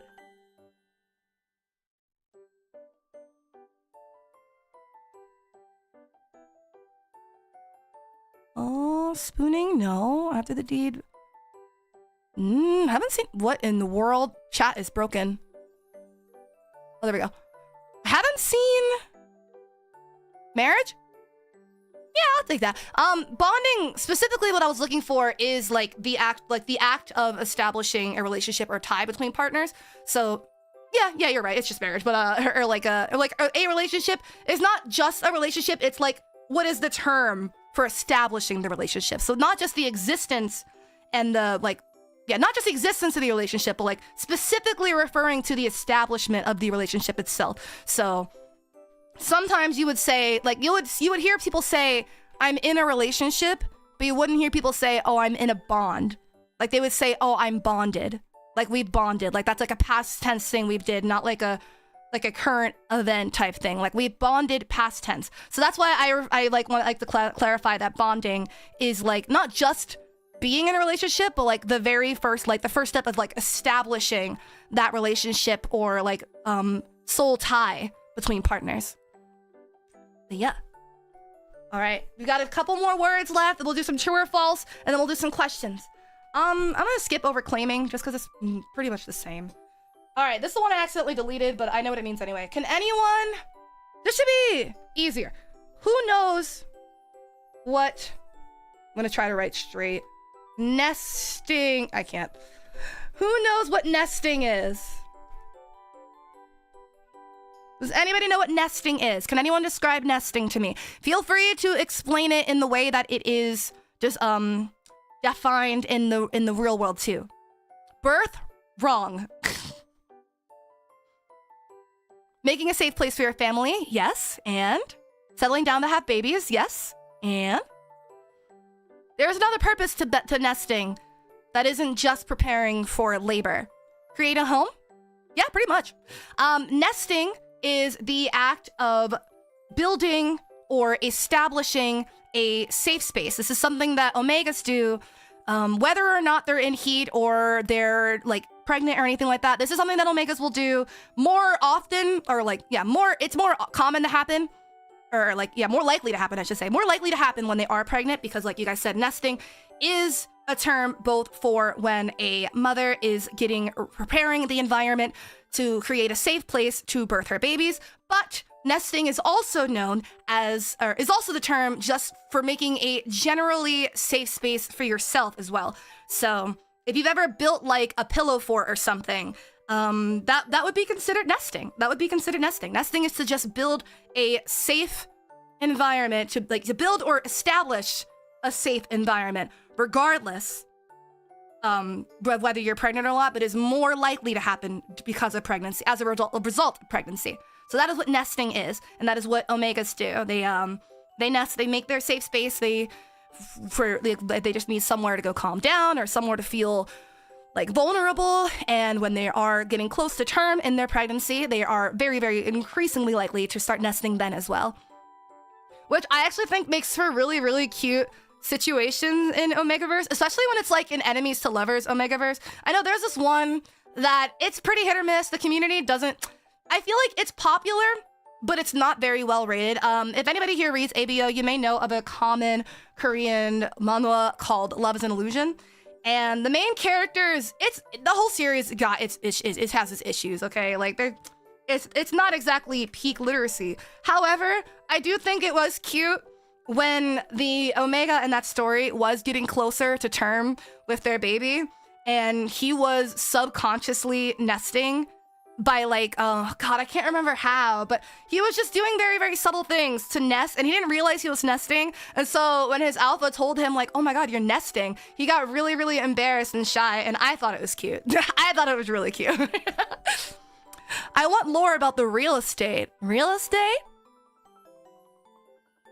The knowledge will haunt me for the rest of my life. I hope I never have to use these terms IRL. I mean, you're the only one in control of that. Like I said at the beginning of the stream, I am not doing this or talking about this because I like me during the stream, I have no expectation or desire to push this stream is not the point of the stream is not to make people like or even read ABO. It's literally just because there's so much about it. Because there's just so much information about it. Like, who doesn't like learning new information? You don't have to like everything to want to learn about it. It's interesting. And if you really, really don't like it, you also don't have to like receive it any later in your life either. Like honestly, this topic makes you uncomfortable. You are more than welcome to watch tomorrow's stream instead, that I still have to put up the waiting report, which will be impressions karaoke. But yeah, I like rambling about things personally. I just like talking about stuff that has a lot of, I like talking about things that I have a lot of knowledge about. And because I do happen to have a lot of knowledge about ABO, because it just generally piques my interest through middle school and high school, I wanted to share it because I like being able to ramble and collect my thoughts and just go on a tangent and talk about things without having like distractions, or like having to stay on like plot with like if I was doing like a gaming stream or like a karaoke or something like that. It's like a train wreck. I shouldn't be watching, but I want to. Perfect. That is exactly what I'm expecting. All right, so that was nesting. I was kind of on the fence about whether I wanted to include the term hybrids, just because it's I mean, hybrids aren't as common in ABO as people think.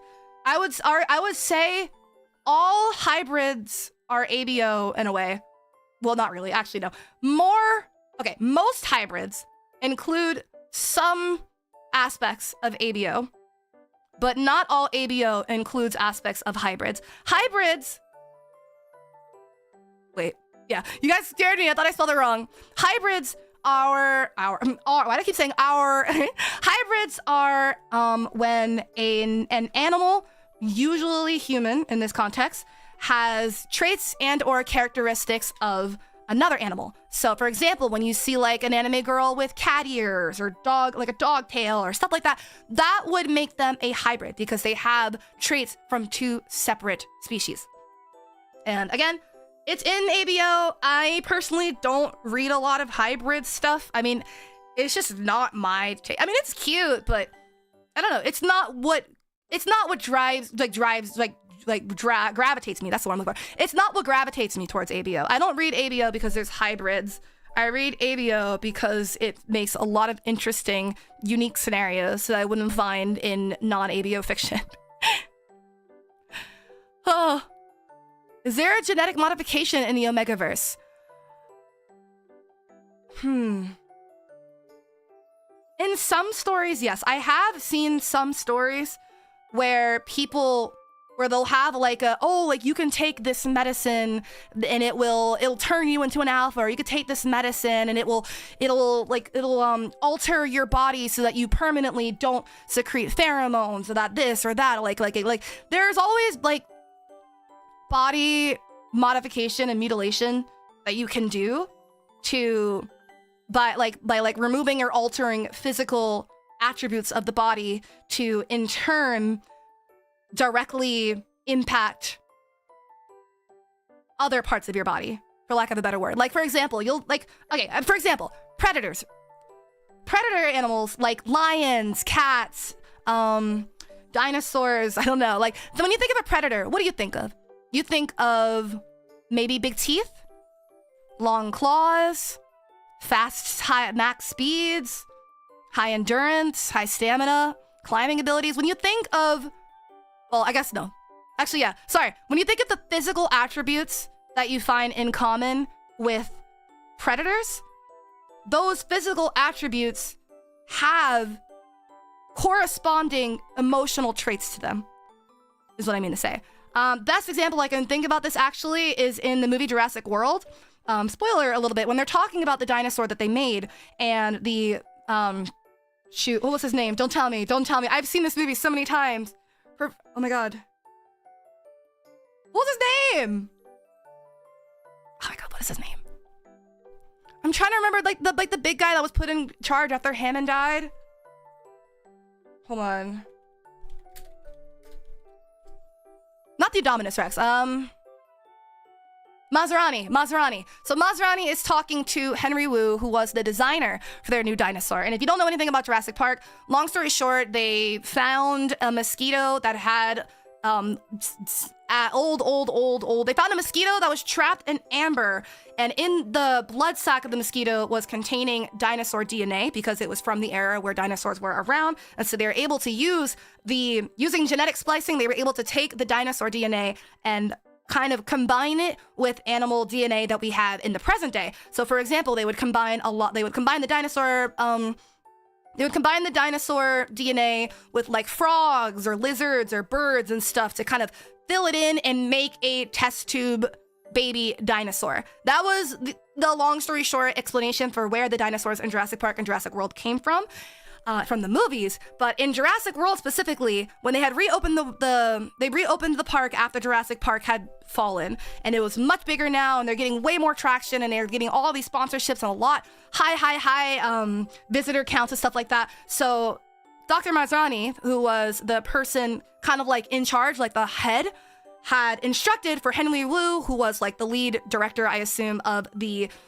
genetic science department. He had told him, I want a dinosaur that was bigger, louder, more teeth, stronger. And the problem that this caused with the movie was Henry Wu did those things to give it, like, to make it bigger and louder and stronger and give it more teeth and more claws. But in doing so, because they were giving it these physical attributes that are deeply, like, directly, because they're giving it more physical attributes that were directly linked to being specifically predator attributes and used for hunting, it then came with corresponding mental effects because of that. So for example, because let's say you give let's think. Say you give like take a chameleon for example. Oh no, I don't. Hold on. A chameleon can camouflage.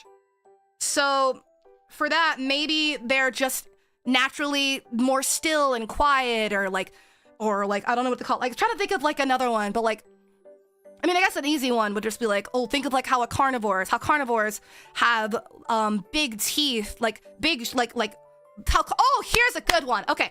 This actually came up when I was talking about dinosaurs before, because I wanted to do an entire stream just talking about dinosaurs, because I was a huge dinosaur nerd in school and I would love to talk about it. But it was one thing that someone had brought up in the other stream. We were talking about whether or not the T-Rex was a carnivore or whether it was a scavenger, or whether it was a hunter or a scavenger. Now, a hunter is an animal that has to kind of go out of their way to find living prey, hunt down living prey. So when you look at characteristics of hunter carnivore animals, you'll see, like in sharks, for example, they have like these big teeth but it's proportionate to their mouth size. Like their mouth, like their the way their mouth and their teeth and their jaw and everything is designed is it's designed better to take quick but deep bites out of something. But with the T-Rex, when you look at the biological makeup of its head and its jaw and like the amount of teeth that it has and like its hands, it honestly looks more like it was built. It looks more like it was designed better for taking large, substantial bites out of something that's already dead rather than hunting and killing things, because it has such a big mouth. But like the teeth, I don't explain it, but yeah, that's like why science is under the impression that T-Rexes were actually... What is happening? I know. That is why I'm an hour over time, whatever. That is why right now scientists are under the impression that T-Rexes were actually scavengers instead of hunters. But wow, I really said I wasn't gonna talk about hybrids that much, and I got entirely derailed with this white screen behind me. Moving on, we will have the dinosaur rant another day. I love dinosaurs. If you guys ever have just random dinosaur facts, feel free to send them. I'll ask if I can make a thread about it. I love dinosaurs so much. I think you're so interesting. That's why I tweeted the other day when I was talking about like there's like dinosaur horror is so undersaturated, and it makes me so sad because I love Jurassic Park. Like I always say, Jurassic Park is my favorite movie, not at all to do with the cinematography or the story or anything like that. Jurassic Park is one of my favorite movies solely because it's unique in its ability to create a horror movie with dinosaurs. Like I feel like I feel like anytime I see dinosaurs in media, it's always just kind of like, whoa, we've traveled back in time. Because that's the other thing I really like about like Jurassic Park is they're combined. Not only are they using like dinosaurs in horror, but they're bringing dinosaurs to the modern world rather than sending us to the dinosaur world, which I think is monumentally, significantly more intriguing to me personally, because I just feel like there's so much more. Because, you know, like the dinosaur world, for lack of a better word, actually no, the exact word, if you're going back in time, you are undoing progress. You are going to a place that has significantly less development. People experience being in areas with less development when they go camping, when they go rock climbing, when you go swimming in the ocean. Like there's the world, like the environment, I should say. The environment that the dinosaurs were in, I mean, aside from like climate change and everything like that, the environment that the dinosaurs were in is still here in the natural world outside of civilization. But if you go back to the dinosaur world, civilization would not exist there. So when you bring a human to the era of dinosaurs, it's interesting, yes, because you're out in the woods, but like you have like these animals you've never seen before, but you're in an environment that you have coexisted with, whether you've lived in it directly, like you know what the environment is. Whereas if you take a T-Rex, this is why I love, I think it's the second Jurassic Park, is it? I think it's Jurassic Park 2, where it's like the last like 30 minutes of the film where they're trying to bring back as like a dinosaur, like a T-Rex, and it gets, sorry for spoilers, but it gets let loose in San Francisco, and it's just wreaking havoc on the city. I would have loved, oh my god, I would have loved an entire movie that was essentially Godzilla. Because it's pretty much what Godzilla is, but my qualms with Godzilla was too big. Like, at that point, it was just like the environment didn't matter. The environment didn't play any part into the story. Whereas with a T-Rex, it's something that's a bit more reasonable that you can expect to see. Obviously not today, but like, it's something like, it's more reasonable. It's easier to like self-insert yourself and really take yourself there. But yeah, I didn't really like, I mean, the Godzilla movies were okay. I like action and like, it was decently entertaining, but like, yeah, you get to like such a big size that it's just like, meh. I don't think that the environment or the fact that this is the modern day has any influence. But a T-Rex is actually real. They were real, yeah. But yeah, I don't put Jurassic Park as a horror movie, more like a shitty family trip. Yeah, I think I would say Jurassic Park, it's more of an action. What is the real term? I don't want to say slasher. I feel like slasher is my go-to when I'm trying to describe a horror movie that just wasn't scary. Like, I would describe Chucky as a slasher. All of the Chucky movies, I'm sorry. It was not scary at all. There was never a point in Chucky where I ever felt scared. Like, not once. I was not horrified. I was just like, ooh, what's gonna happen? Yeah, no, not a slasher, but I don't know what it would be technically. Thriller, that's the word. Thriller. Thank you. Thank you. A thriller where it's exciting and it makes you nervous and it puts you on edge. And I would say there are a few moments that could be built up pretty well. I mean, granted, Jurassic Park doesn't maximize their abilities here, because I think what's very the biggest part about horror, or like the biggest contributor to horror, is the fear of the unknown, and as well as like not knowing what to expect. So that's why in horror movies there's a lot of like tense suspension where it's just silent or it's dark all the time, because like the main scare point of horror is the fact that you don't know what's gonna happen. Whereas with Jurassic Park and Jurassic World, you know what the entity is. They've made the problem. It's similar to like robot horror or horror movies with like, I don't know, like even like horror movies involving like serial killers or stalkers or like real world like physically possible beings doesn't have the exact same effect as something as like a paranormal type like thing would happen. Because if it's paranormal, anything's game. But like with dinosaurs, one, you can hear them coming. So it's like, it can only be so scary because it's more about like an instinct to survive scary rather than a terrorizing you psychologically scary. But oh my god, I literally said I wasn't gonna rant about this, and now okay. we need to wrap this up. What point was I getting at here? I'm sorry. Dang it! I told you guys I love dinosaurs. Fuck! How long has it been? Jesus! Okay, moving on. Does anybody know what Omegapause is? This is the one word I didn't know before today, and I thought it was really freaking funny. Please tell me. I mean, you guys can guess. Somebody tell me what Omegapause is. Come on, chat. I mean, class, come on. It was so interesting, don't worry. Oh, you. Menopause for omegas? Correct. Omegapause. Granted, again, this is not something I've seen often in stories. I don't even think I've never seen this in a story before. This just came up when I was looking up ABO vocab and like stuff to know. And I thought it was really freaking funny.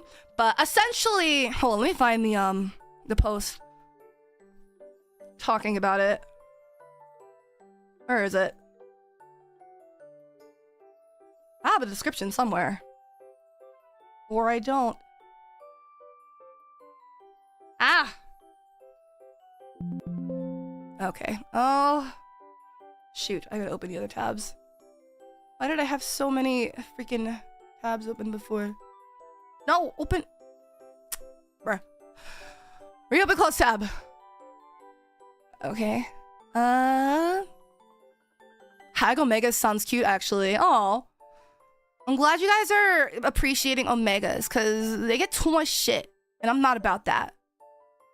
Justice for Omegas. God dang it. Okay, hold on. There was a post about this. Why did I close so many? Why did I close so many tabs? Okay, we're getting close.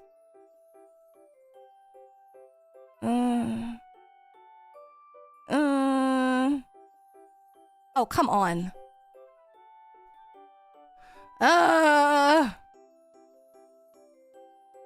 Okay, I give up. Essentially...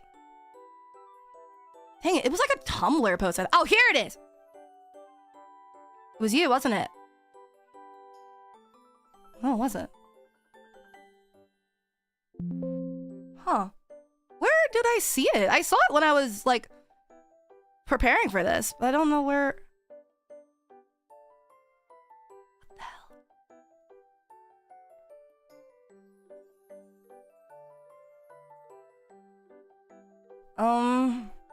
Hold on. Hold on.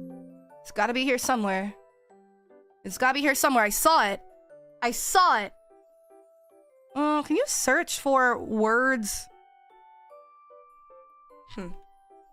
Yeah. I was supposed to, can you search for words? Huh. Maybe it's here?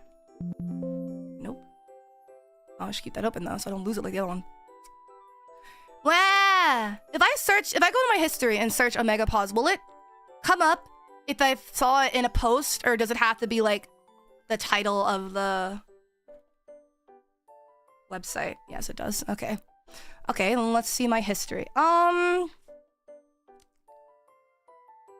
It would have been a post, so... Okay, this is Wattpad, this is Wattpad. Oh, here we go, Tumblr. Suppressant and... Is this where I saw it? Oh no, this is when I was, wanted to make sure I got the differences between heat suppressants and, sense suppressants. Which, yeah, heat suppressants, the biggest difference is just think of heat suppressants as targeting, like coping internally, and sense suppressants are coping externally. Oh, here it is. Maybe this omega suppressants birth control. Yes, here we go. Okay. Yeah, because it also talked about heat leave. Which, I'm sorry, if I can't get period leave, you can't have heat leave. Don't start with me. But yeah, Omegapause, according to this Tumblr post, this is the only time I've seen this word. Human women are generally fertile from puberty to menopause. In the 30-year fertile zone, conception can occur with fertility declining with age. Presumably, omegas go through the same sort of omegapause. Given the challenges of age and biology, there must be a point of diminishing and ended fertility. So, essentially, it's more of a theory. I haven't actually seen... I mean, scientifically, it makes sense. I haven't seen anything. I haven't seen this used in any works, but yeah, that's Omegapause. I just thought it was a really funny word. Didn't know it was a thing. All right, next. Here's an easy one. Cupcakes, to anyone that can tell me, what is mpreg? So omegas even go full infertile? Oh yeah, it's kind of like how people do, because women eventually go through menopause and they lose fertility as well. Man pregnant. Yeah, it's when a male character becomes pregnant, pretty much. But similarly, can anybody tell me what is fempreg?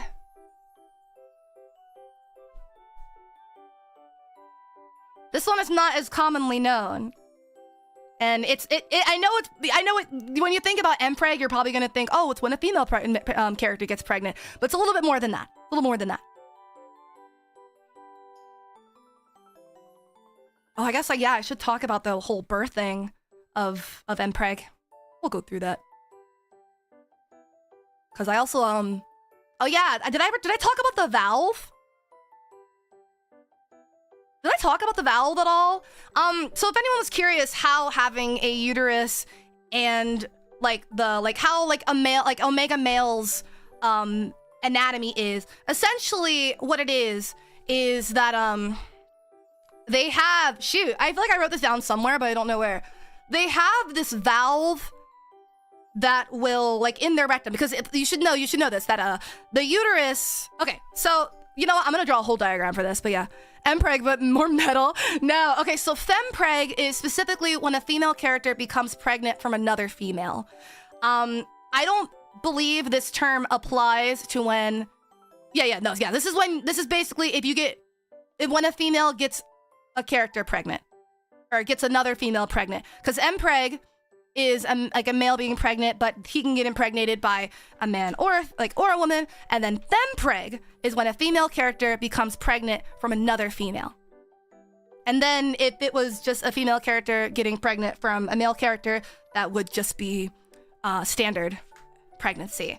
Now, that is the last of our vocabulary, but I want to go back into the anatomy before we drop into our true or false and Q&A session. So the anatomy, I need to write this down. Anatomy of omega males. So, the anatomy of an omega male, as you guys have saw before with the diagram, we have the uterus, as well as the male genitalia. Now, the male genitalia, while it does still have, While it does still have sensation and, what's the word called? I guess, physical. Yeah, while it still has nerves and can feel sensation and temperatures and textures and stuff like that, and has nerves and stuff like that, it does operate visually. Yeah, so physically, okay, you know what? Actually, yeah, male genitalia on omega males. It operates all the same physically as any other male classification. However, the only difference is the semen from an omega male is not fertile. It is never fertile. They cannot impregnate anything. Omegas cannot impregnate anyone else. They cannot impregnate. They are infertile. Infertile. Not to be confused with infertile. They are fertile, not fertile. Now, as for how exactly the whole birth thing and where the baby goes and everything, because obviously when people ask well, how does mpreg work, and the answer is, oh, it comes out your butt, there's a lot of more questions to follow. So I am here to answer your questions. Long story short, like I said, they have the male genitalia. It operates all the same as the man, I really should have labeled this educational so they don't come for me. I'm scared YouTube's gonna bonk me. But yeah. They have male genitalia. It operates and functions all the same as anyone else, any other male genitalia, just with the added caveat that they are infertile. Or infertile, my bad. Infertile, Jesus, it's so hard to get that correct. Infertile. So, I was so worried the baby had to go through the stick. No, I have seen some stories where the baby will come out of the male genitalia. However, almost all stories have it come out of the rectum, and the way that works is, so let's say, God, I don't know how to draw this. Let's say, all right, so uterus is this little ball of craziness. And then here is your rectum, I guess. Here's your rectum. Essentially, what'll happen when an omega is aroused and or engaged in sexual intercourse, there will be this valve here that opens, granting access for the semen to infiltrate the uterus. However, when they are not engaging in sexual intercourse or aroused, the valve will stay closed, and bowel syndrome and what's it called? Bowel syndrome? I don't even know.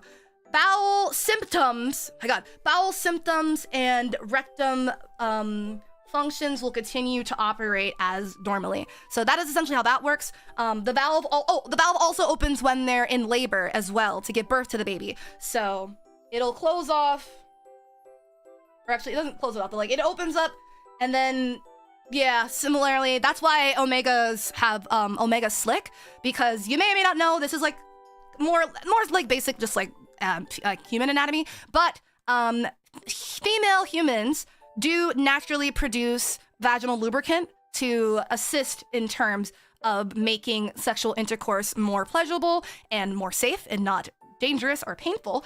That's why omegas have omega slick, because as we all know, in the natural world, the rectum does not self-lubricate, nor does it provide any naturally occurring slip or secretion to make sexual intercourse more safe and pleasurable. So that is why omegas have slick, and it comes down, comes down from their uterus to make everything work. And that's why the valve will open, drop the uterus down, and then once it's all said and over with, valve will close and the rectum continues as usual. Once you get close to term with your baby, the valve will open again and you will start dilating in your butthole. And that is how you are going to push out this baby. I know I got some male omegas watching this, so I'm educating you where you didn't get it. So yeah, that's everything we have for today's lesson.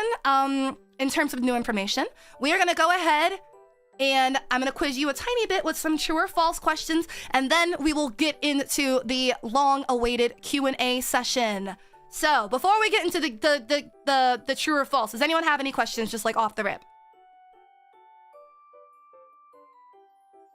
Any questions about anything I just talked about before I do the true or false quizzing and then we move on into the general open Q&A?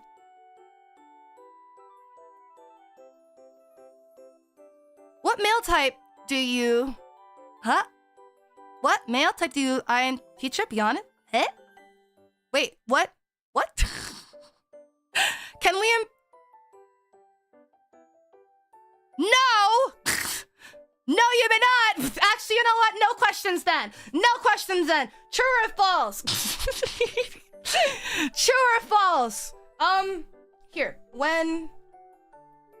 let me think about it. Okay.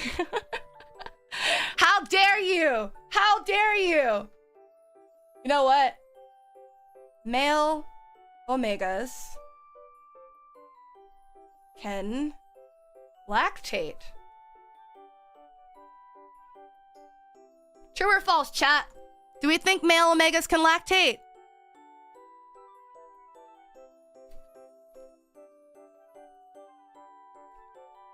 Do a true or false. Oh, you're right, you're right. Okay, true or... Whoop.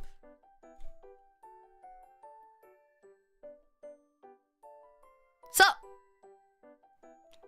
Yes, false, yes, true, and eventual evolutionarily acquired. Yes, actually, you may not know this, but in the natural world as well, it is physically possible for men to lactate, or like biological men to lactate under specific circumstances. So yeah, in ABO, while it's not common, like not nearly as common, or I guess easy. Yeah, it doesn't really happen very often if you're like not pregnant, but once you get closer to term, male omegas do gain the ability, or do acquire the ability to lactate, just like how women do in the natural world and the way that men do in the natural world, given the proper circumstances. So, some circumstances in which it makes the ability for men to lactate.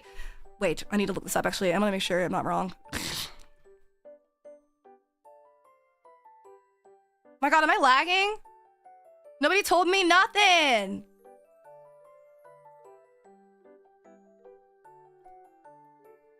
Men can lactate, but it's not normal and can be a size of a serious problem. It's also possible for men to match that. So it could be an underlying problem, apparently. Didn't know that, but they can lactate. That's what the question was. No one said that they have to make good milk. They just asked if they could make milk. New skill unlocked. You seem alright? Okay, good. I guess it's just lagging on my end. My internet's been really odd lately. I need to finish this. I'm an hour and a half over now.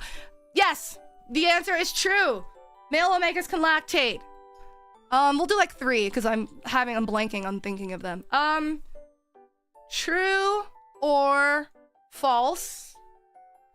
I gotta think of something I told you guys already, so it's not just like a aimless guessing. I got one. True or false? Gammas are more aggressive than betas. True or false? Either gonna do poll. Ah!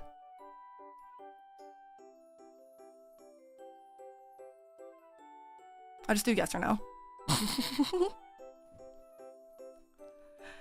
You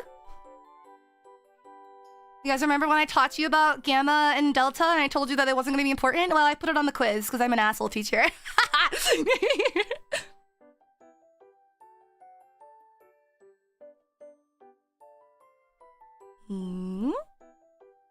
Oh, we're nearly... Oh, we're almost at a 50-50 split here. Oh!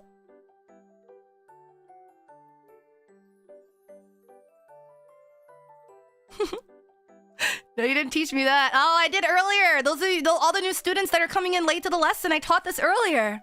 All right, in 10, 9, 8. Get your votes in. 7, 6, 5, 4, 3, 2. Ain't no way you guys got it at 50-50. 1.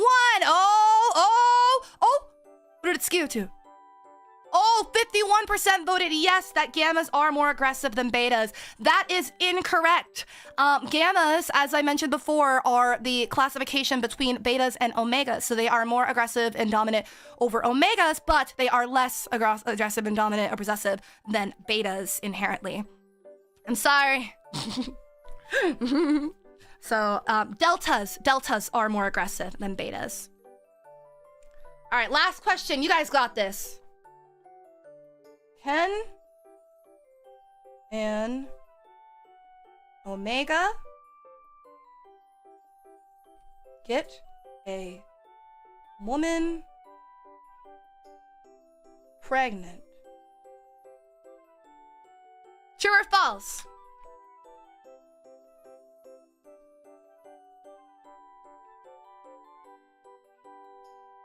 I know that the teacher is hot, but pay attention to class.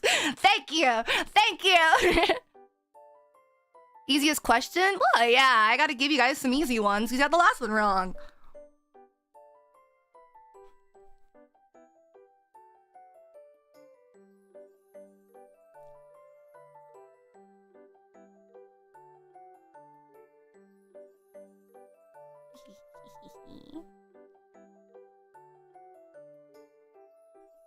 Who voted yes?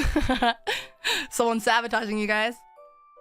All right, in 10, 9, 8, 7, 6, 5, 4, 3, 2, 1.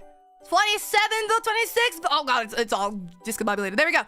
Correct. This is false. Omegas cannot get women pregnant, not even other omega women, because, as I said before, omegas are fertile, not fertile. Remember that. Remember that. Now, I'm gonna give you guys one more, just because you guys, that was too easy. That was too easy. You're right. Let me give you one more. Okay. Yeah. So, the Omegaverse, call back to the earlier in the lesson, originated in the Twilight. That's not how you spell it. Phantom. Oops. Ah. Oh my god, fine. I'll spell Twilight right. Are you happy? That's not right either. Wait, how do you spell Twilight? I feel like it's deceptive. Whatever. Okay. True or false? The Omegaverse originated in the Twilight fandom.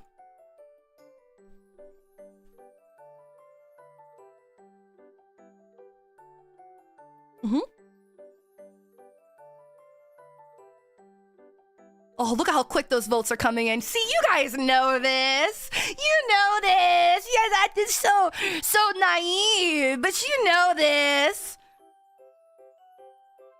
That's a tough one. Think about it. Think about it.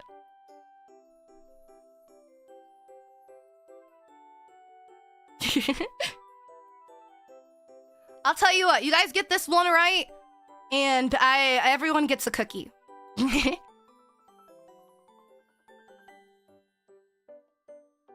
All right, 10, 9, 8, 7, 6, 5, 4, 3, 2, 1.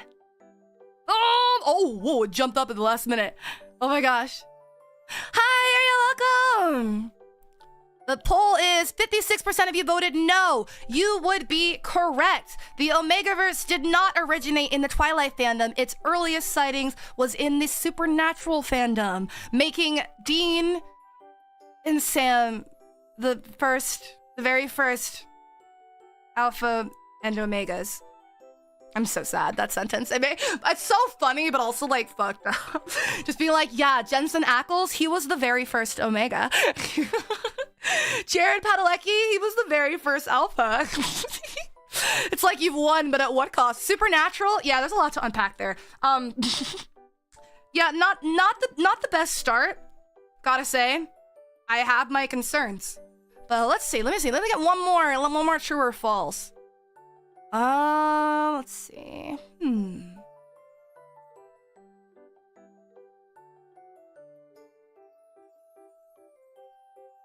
Okay. I don't know what to do. I'm gonna pick a bunch of vocab and you guys have to match it to the definition. That's what we're gonna do. Okay, let's get some vocab.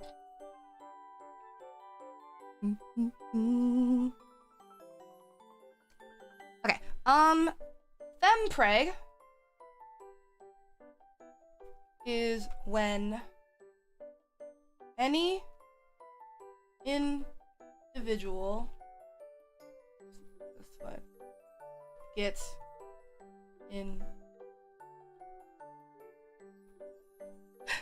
is it impregnated? Yeah, because it's inside, right? Impregnated? Wait, impregnate. No, it's an M. Wait, it's an impregnate, right? No, impregnate. Impregnate. That seems right, not impregnate. Wait, no, because now I'm thinking like impression. Impregnate is okay. Impregnate. My bad. Okay, fempreg is when any individual gets impregnated by a female. All right, true or false?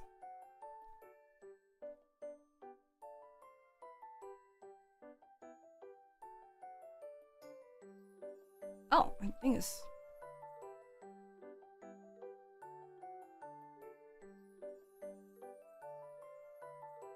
Perganinant. Oh my god, I knew this was gonna start all the Perganinant stuff. Yours is so silly.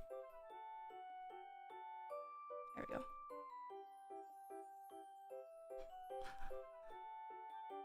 Until we find out it isn't? You know, don't be so sure, you guys. It's when you get cocky and you don't second check your work is when you make mistakes.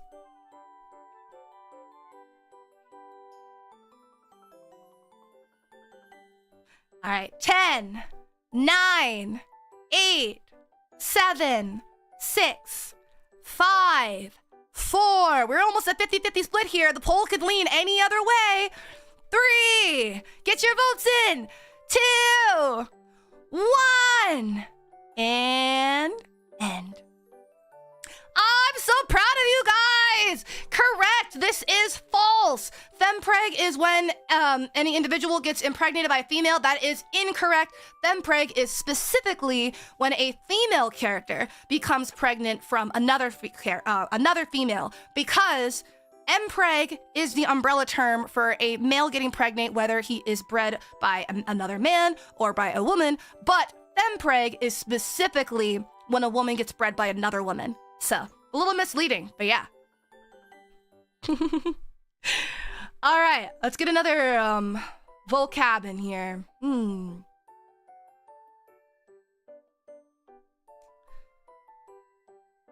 Okay.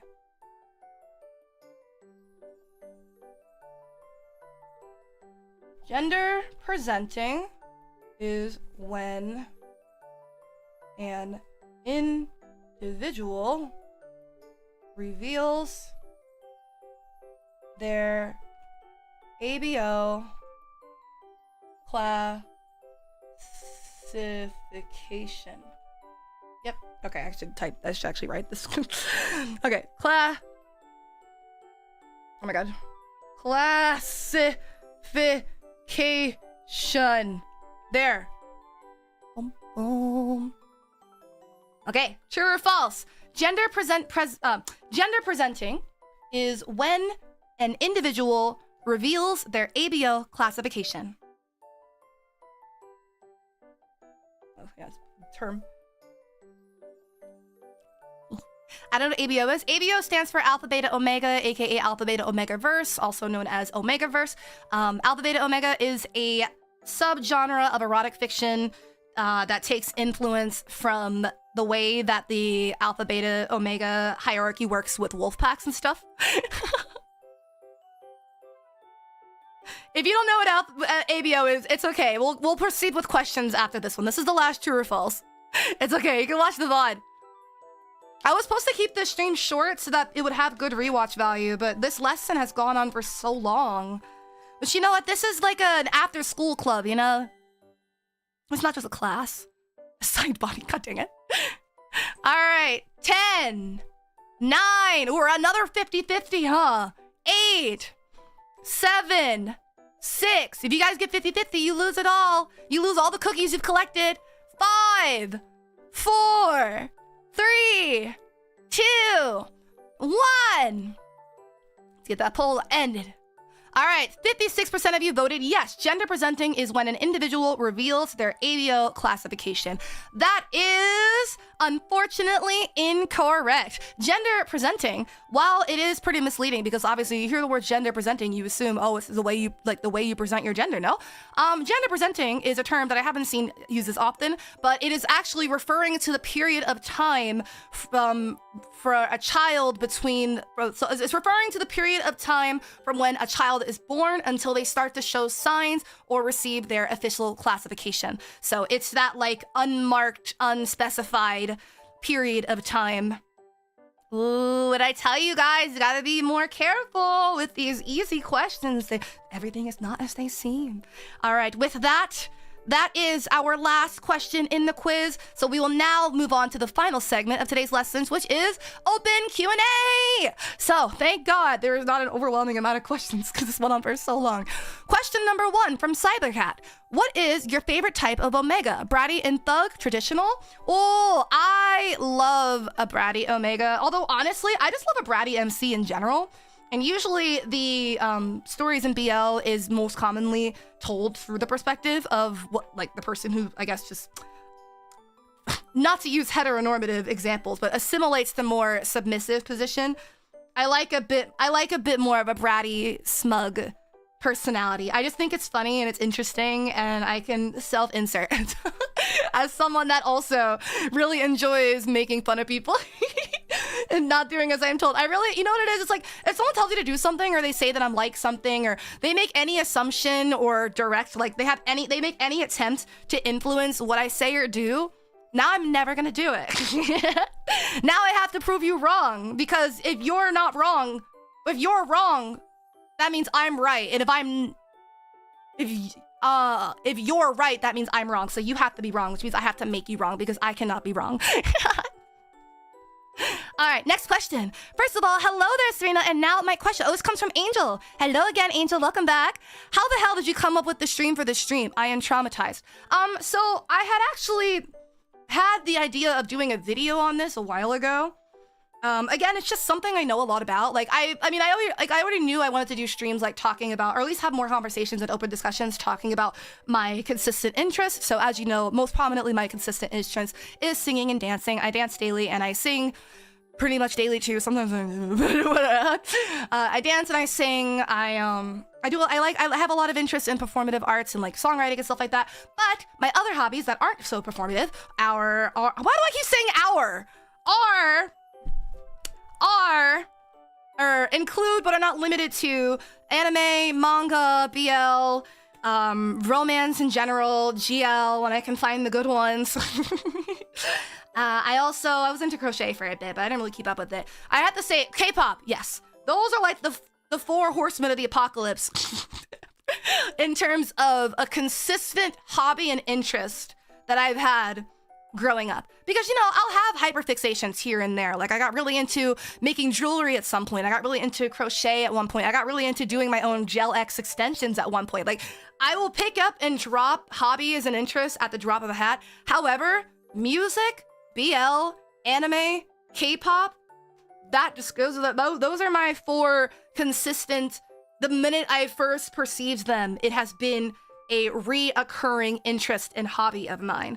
And then obviously, like, dancing, I haven't been doing dancing for nearly as long as I've been singing, so I usually just like music as a whole. Fellow ADHD individual. No, yeah, and I've got like severe ADHD too. Like, it's not even like oh yeah, I've got like I'm slightly on the spectrum or anything like that. No, like, it's really intense. Like, these symptoms are, oh. But anyway, I was gonna say something, but I forgot. Oh, and other, like, hyperfixations, like, I mean, there was some hyperfixations that stuck around longer. Like, obviously, like, my dinosaur hyperfixation, that was more of a phase I had throughout middle school. And it did carry over. It re-sparked a little bit in high school, but not the way I was in middle school. In middle school, I would literally go to the library and I would rent out every book about dinosaurs. And because I'm stupid and don't like reading, I would just look at the pictures. But either way, it intrigued me, even if I wasn't learning that much. Oh, let me write Q&A on there. Q&A. But yeah, I also in elementary school had a huge phase. I'm not gonna call it hyperfixation because like everyone goes through phases in elementary school. Not like, I don't think it's as to the extent of like an adult hyperfixation. But I did have a phase in elementary school where I was really obsessed with space and stars and nebulas and stuff like that. And I would rent all the books, or I would lend out all the books for that too. I think what I'm trying to say, I am very indecisive. I've got no attention span, very all or nothing, and I get obsessed over things pretty fast. So I will obsess over something, and well, yeah, for lack of a better word, hyperfixate on something, and try to like learn everything I can about it because I'm like, oh man, that's so cool, and then I'll forget about it after like a couple months. So yeah, I've had a bunch of hobbies and interests come and go, but consistently for as long as I can remember, since I was first introduced to it, music. I've been doing music since I was like literally like a baby. Like, I don't even remember the first time I sang or danced. Music has been there my whole life, something I always come back to, even if I do struggle with lack of passion or motivation from time to time. BL, I got into BL in like the beginning of middle school, because I had actually, the first time I had even like perceived the internet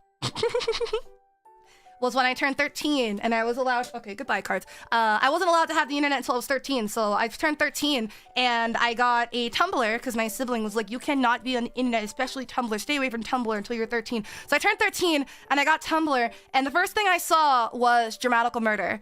So I went down the whole rabbit hole, all of the routes, the entire common route, all the good ends, the bad ends, the reconnect, everything having to do with dramatical murder. I was deep in the fandom and the fan works, fan art. I didn't really read fan fiction like that, just because, again, I'm not a big reader. But like all the DMMD doujinshis, like I've seen it all. I was so into dramatical murder at like 13, which probably explains a lot. But and let me be clear, I am in no way saying that there's like an age requirement to perceive LGBT plus media. It's the fact that it contained mature, very, very mature sexual and gore and violent content as well, that I'm just like, that's kind of a wild introduction to the internet, huh? Like, imagine being 13 years old and you don't really know anything other than playing fairies with sticks in your backyard. And then you finally turn 13 and you're like, I can finally make a social media account. And the first thing you see is someone just like, if there's a clip of this later, just put like, list all of the content warning disclaimers for dramatical murder. That was the first thing I had seen. For me, it was when I turned 10. Worst mistake my parents made. No, yeah. Cause, and again, I've had this whole discussion about like the good and bad what's it called? Like influences of being like on the internet. I still think that being on the internet and being able to view and maybe not necessarily interact, really, at the very least, being able to perceive the real world for how it is, told by its people, so not like actors or movies or books or fantasy or anything like that. Like, to see the real world in its most raw and vulnerable form, such as social media. And I know you guys are gonna say, oh my god, Serena, social media is so fake. Yes, bitch, I know.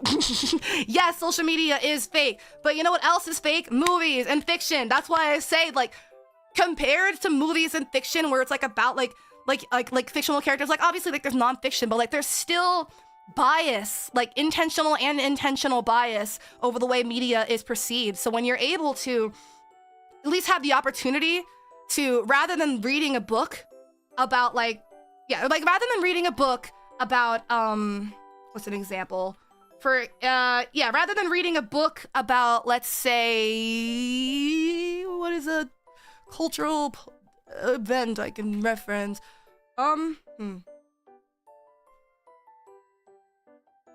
I know. Okay, so then, yeah, you know what? In light of recent events, actually, rather than reading up about COVID and how it affects people and what it's like for the people that have COVID or have gotten COVID or have spread COVID, how it affected their daily life, you could read an article, and granted, that article may be pretty, like it may be more accurate. It might be even more accurate than social media from times, but it doesn't change the fact that when you get raw information and you're able to have like a genuine connection with the direct source of the people directly impacted by something, it just cuts any chance of stuff getting lost in mistranslation and like unintentional bias.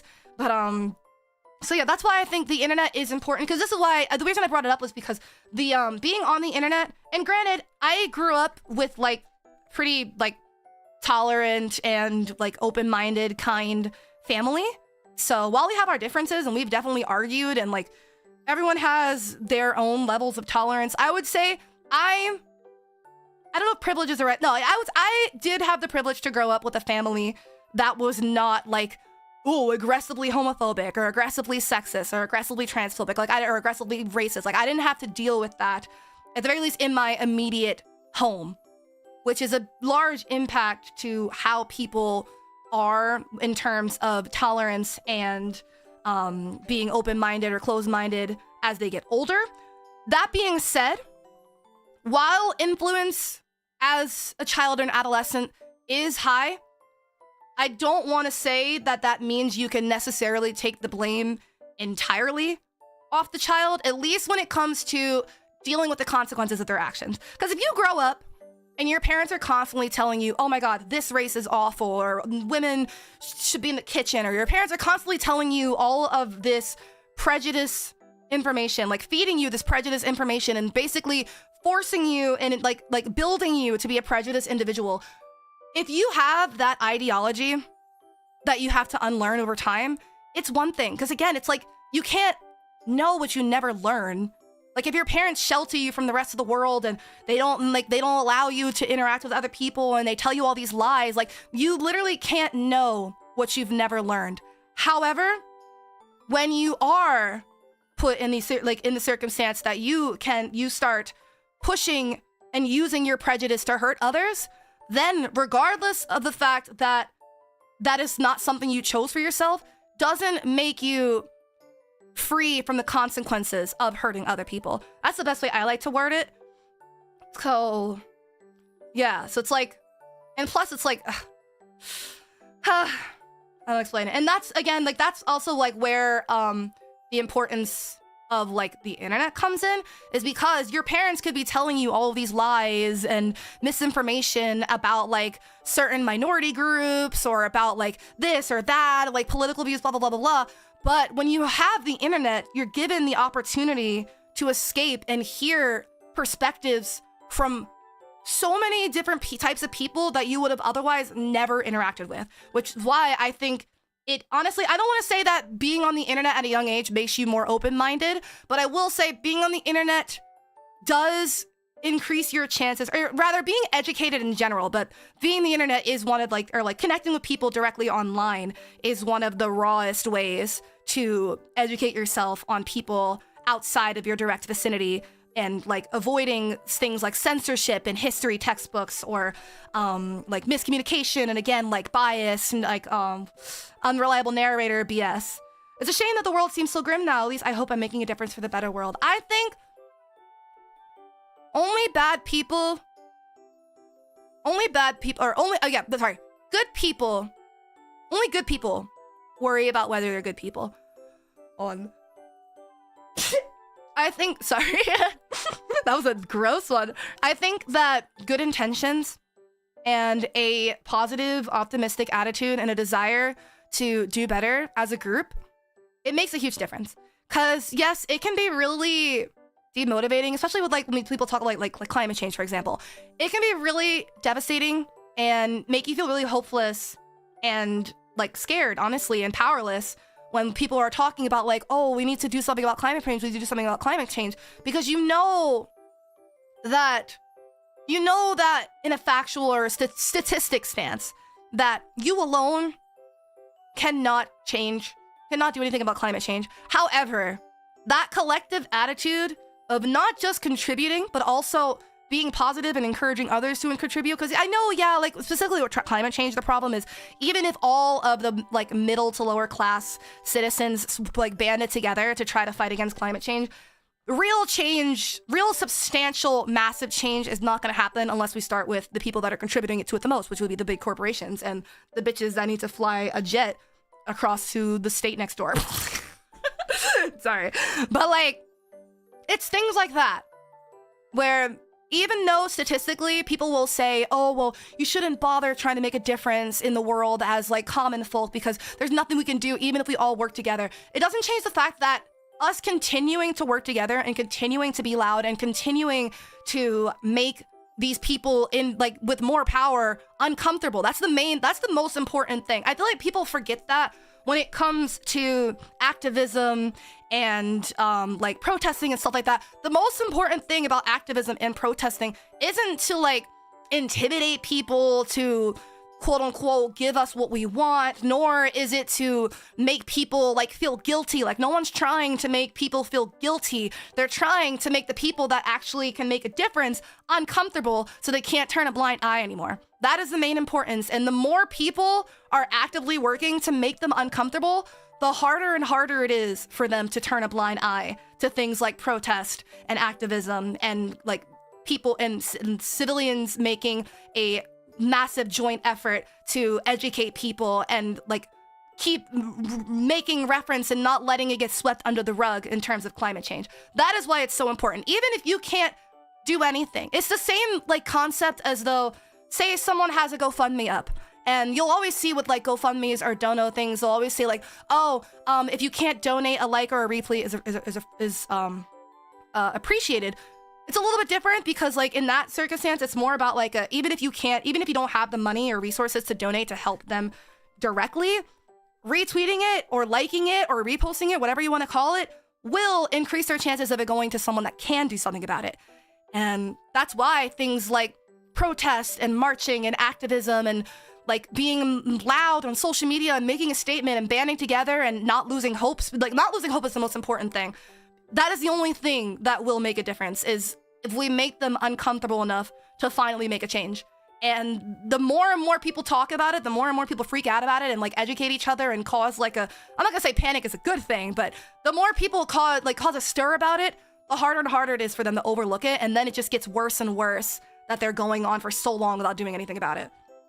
Like, I can tell you right now, I wish... Actually, no, I'm not even gonna say I wish. This is a goal of mine, because you guys know, growing up, I've always wanted to be a musician or some type of performer. Growing up, I've always wanted to be someone that could positively influence the people around me. I've always wanted to make people happy, whether it's through entertainment or through listening to them vent or giving them advice or comfort. Like, I've just always wanted to feel like I was bringing light to the world. And it's hard because it's like when you're in the position of an entertainer or like a content creator, there's so many things you want to say and so many things you want to do, but obviously we all know you have your rules too. Like if you have a boss to answer to, you have rules, and so and then it's not even to mention, like, even if you are independent, like, maybe you don't have any management or anything like that, you're just your own boss, you don't even have to follow the rules of the platform you're creating on. You still have that, like, back of the mind thought that you have to be really careful with how much you talk about, like, activism and, like, mental health and, like, negative, like, things or, like, negative, events or negative, what's it called? Like, negative topics, I should say. Because at the end of the day, my job is to bring comfort and entertainment to all of my viewers. That is my job as a VTuber, my job as an idol, my job as a streamer, my job as Serina Maiko is to make you happy. And while I think happiness is a bit more than has a bit more depth to it than just being like, oh yeah, like la di la, like naive. If every stream you tuned in of mine was me talking about like hate crimes, I would not be making you happy. I'd be making you, I would make you, what's it called? I'd make you motivated and determined and, what is the word I'm looking for? Like angry, not angry, but I don't know what the word is. But yeah, if like, for example, if every stream you tuned into mine was talking about like politics or racism or sexism, that would not make you aware, agitated. Yeah, oh, that wouldn't make you happy. It'd make you more aware. Yes, yeah, you're right. It would make you more educated and like, it would make you less like ignorant. Like you would know more about what's going on around you and outrage riled up. Yeah, like, don't get me wrong. I love learning more things, whether it's in fiction, like the Omegaverse, or with politics, what's going on around the world. I personally like to feel properly educated. I know that inherently everybody has a certain amount of ignorance. I will never be 100% free of ignorance because I cannot travel every inch of the world and interview every 8 billion people. So there will always be things that I know more and less about. And it worries me because especially as a creator, like, yes, it's my job to make you guys happy and not be, and like I said, like be very careful and mindful with how often I talk about these things.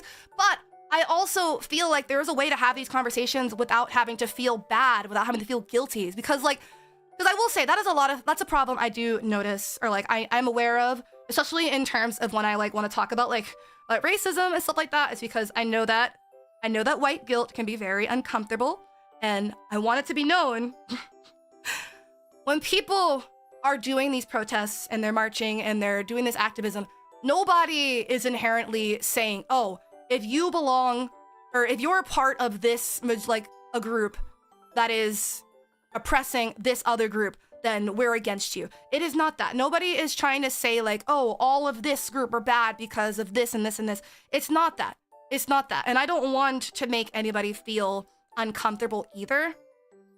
I hope you can understand that when I am talking about it, my ultimate goal is to make people aware, because that's the other thing that comes with being a content creator. Because yeah, you got to be careful, because if you're under management, you have your own rules of what you can and can't say, as well as if you are like an idol type or like just a non-educational type streamer and like you want to just make people laugh and stuff, you can't really talk about things like doomer topics like, oh, overpopulation. But on the other hand, it does get to a point where if you have such a large population that you go from being a content creator to an influencer, that you actually have control over a large amount of people that can make a difference in situations, then the pressure starts to go up a bit. Or I don't know about pressure, but like, then the value, I guess, of using your platform to speak about these things tends to go up. But again, it's hard. It's really hard to gauge. It's hard as a creator, it's hard as management, it's hard as a viewer. Like, it's just a messy, blurred line situation between being like, no politics, and okay, well, no politics, but unless I bring it up and talk about this specifically, or like blah, blah, blah, blah, blah. Like, it's hard. And that's why a lot of times you'll see in streamers' chat rules, it just says no politics, because it can get out of hand pretty fast, and you don't want to make anyone uncomfortable or devalue the process of the purpose of the stream. That's the word I was looking for, not moral purpose earlier. Anyway, we got derailed again. Next question. I love how that was like, how did we get there? Okay, what is your credentials for this class? Ooh, okay, so I started reading manga and BL and stuff. What was my first BL? I don't remember. I mean, Dramatical Murder, but I'm pretty sure the first time I had seen ABO. Oh my god, when is the first time I'd seen ABO? I can't remember. I have known about ABO for a long time. I have a lot of experience with reading a lot of titles under my belt, so to speak. And I've also experienced explaining the entirety of the Omegaverse to others before. So I'm qualified to teach in this area. All right, what ABO classification would all of V4Mirai be? Oh my god, okay. I feel like I asked them this. Let me search for it. Let's see. Omega? If it's not in... Alright, hold on. Maybe it's in here.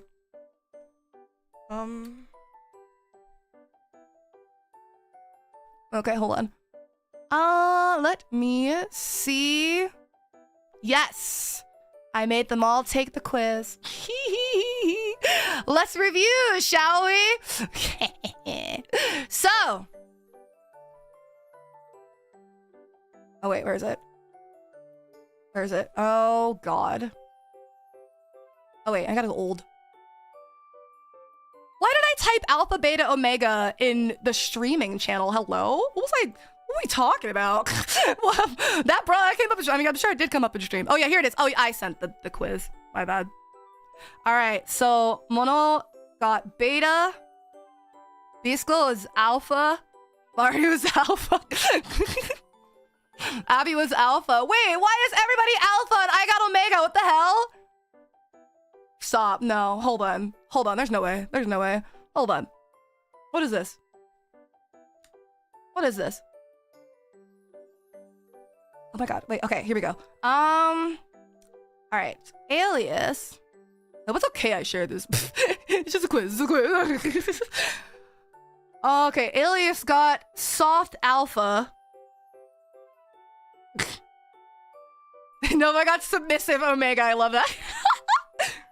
I don't know if Rem or Yumi took it. Balls. Hold on. Yeah, I don't see anything. There was an ABO channel, wasn't there? No. Wait.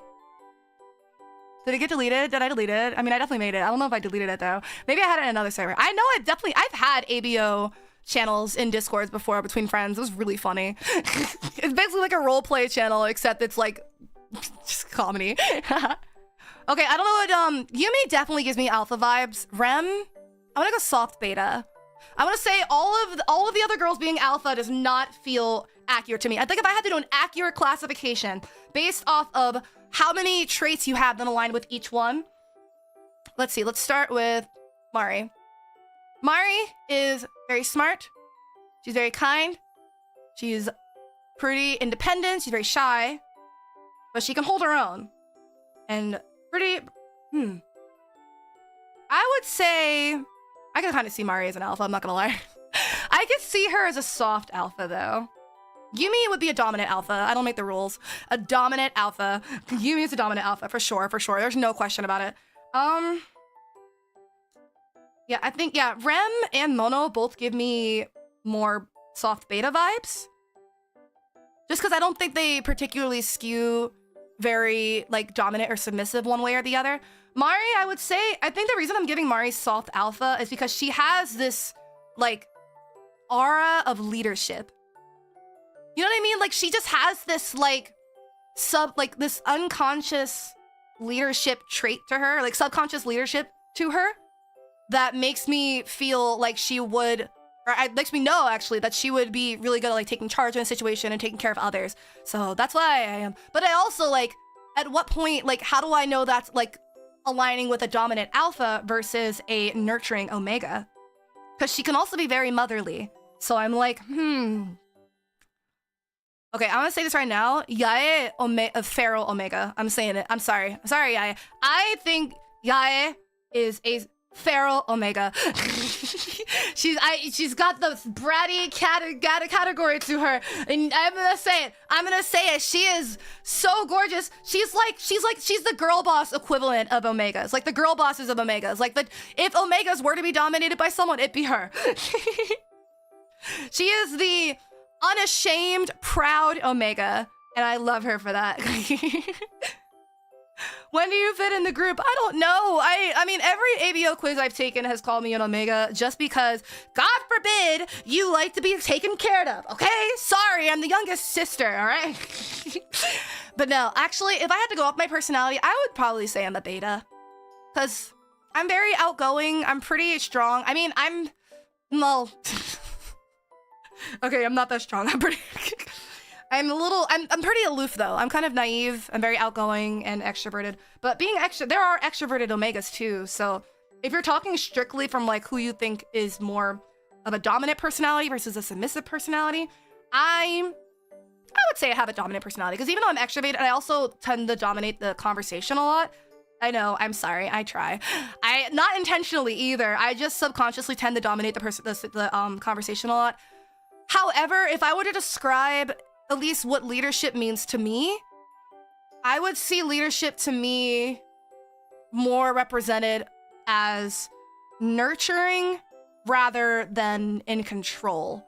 Because I think there's a difference between someone that views leadership through the lens of a more controlled standpoint versus someone that views leadership. Because I also would never call myself a leader, because I've had people ask that. Because like I know sometimes the girls would be like, oh my god, like Mari's like the unofficial leader of Gen 2 and Alias is like the unofficial leader of Gen 3 because we're like, we talk so much, like we're both talkative of each gen.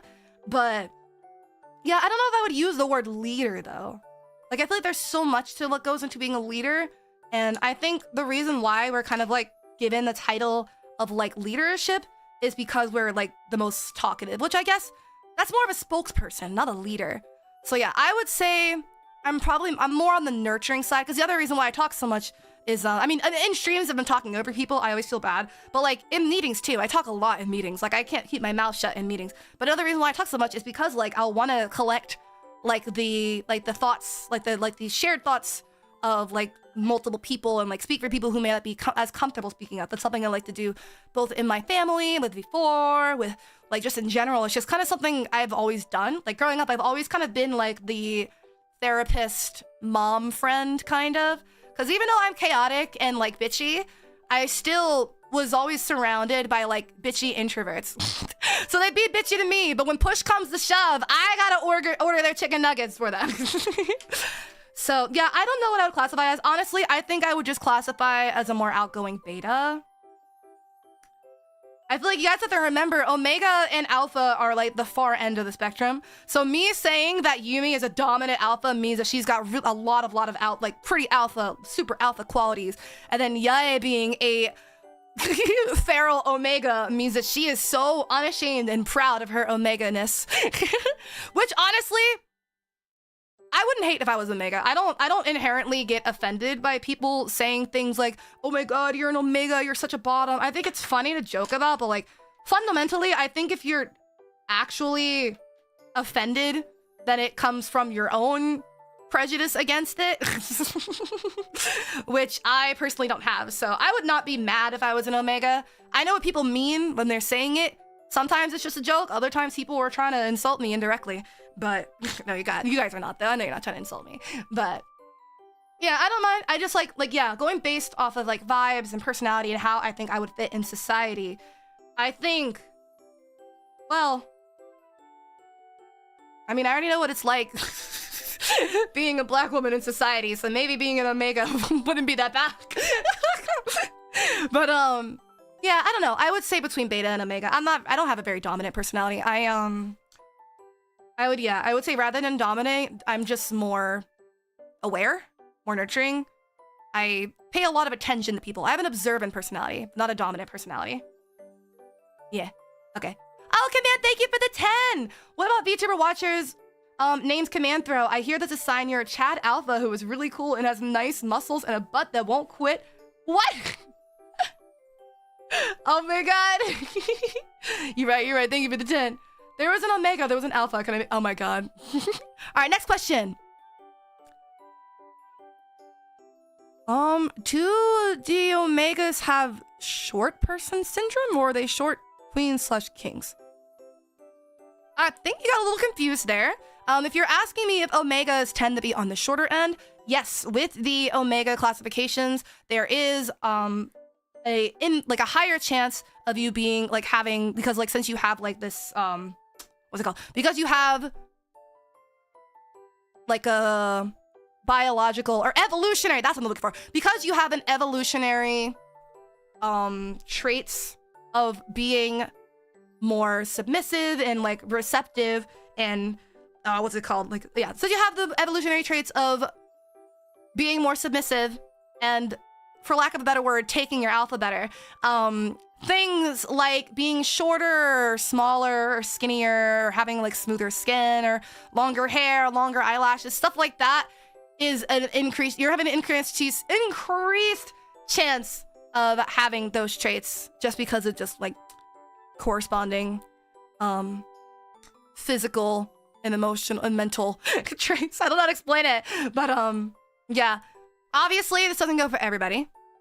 Just like how not all black people are NBA 7-2. Just an, you know, a more common trait, I should say. It's a more common trait.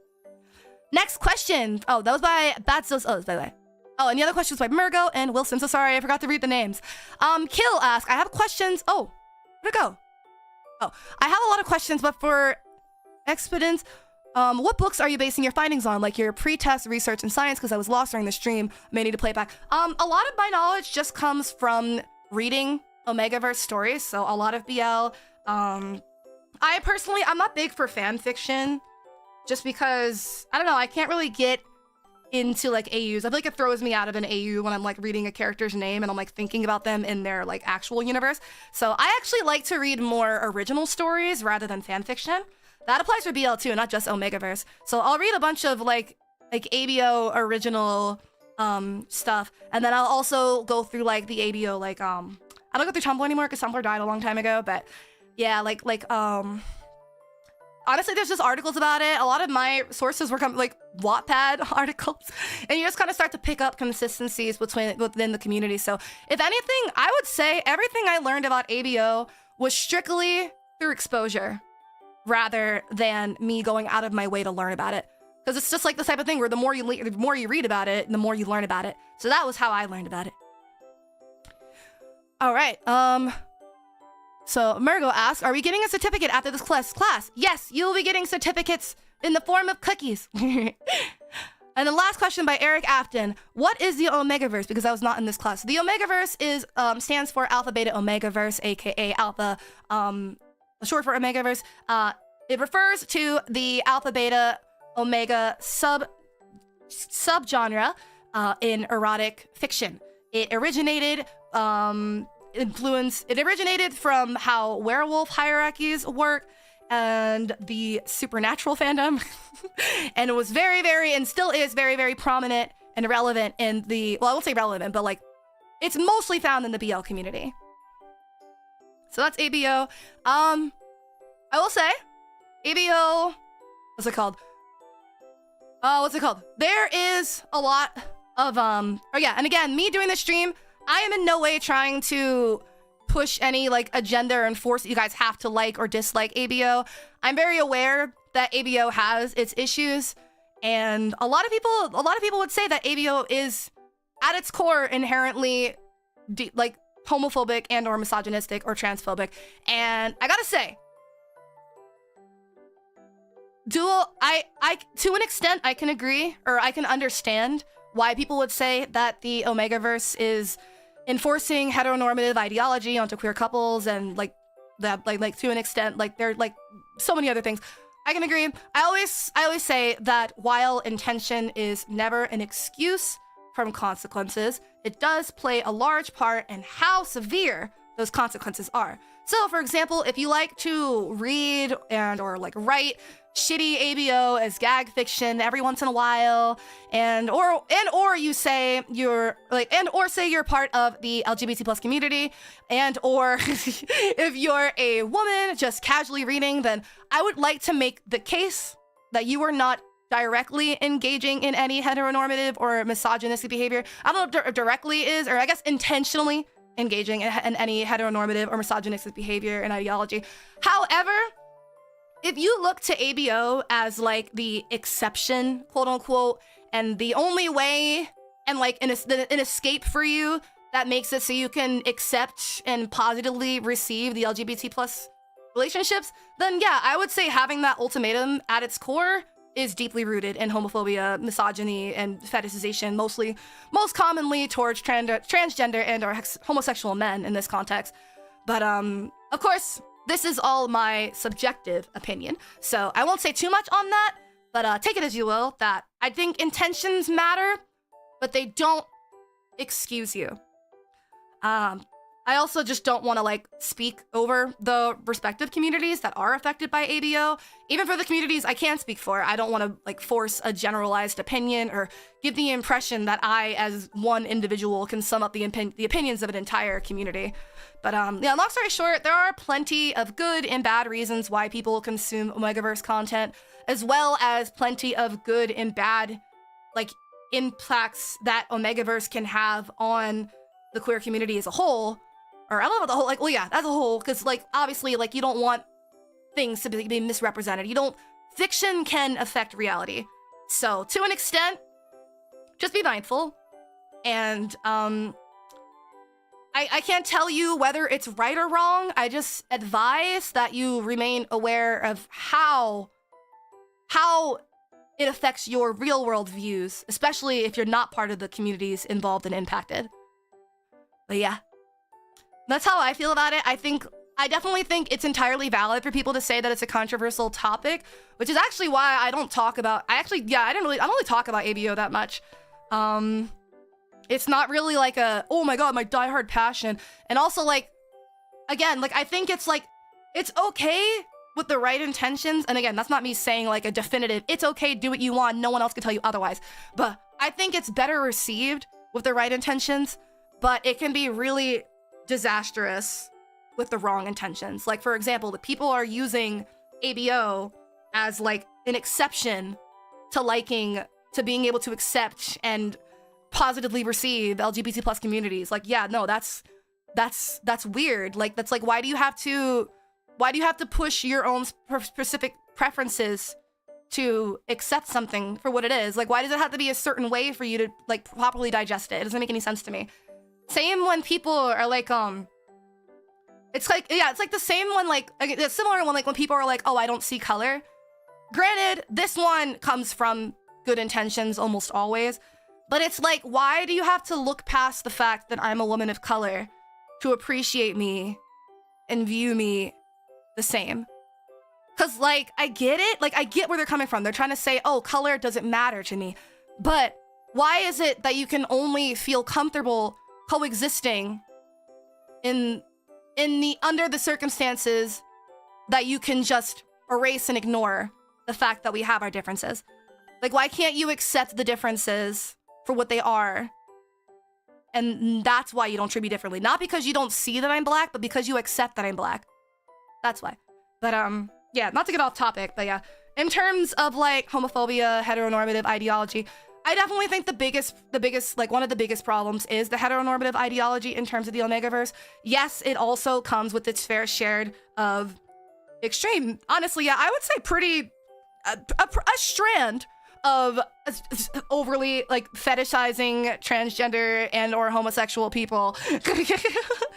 But I think the heteronormative part is a big part, plays a big part in it too, and also like dealing with issues about like misrepresenting the community, because I know with like the LGBT plus community, there's always like the false accusations of people saying like, oh, the LGBT plus community is so predatory, and so if you show them something like ABO, where honestly a lot of it is borderline non-consensual, that's doing damage to the reputation of the community. So yeah, again, while I can speak for these communities, I don't want to speak over them.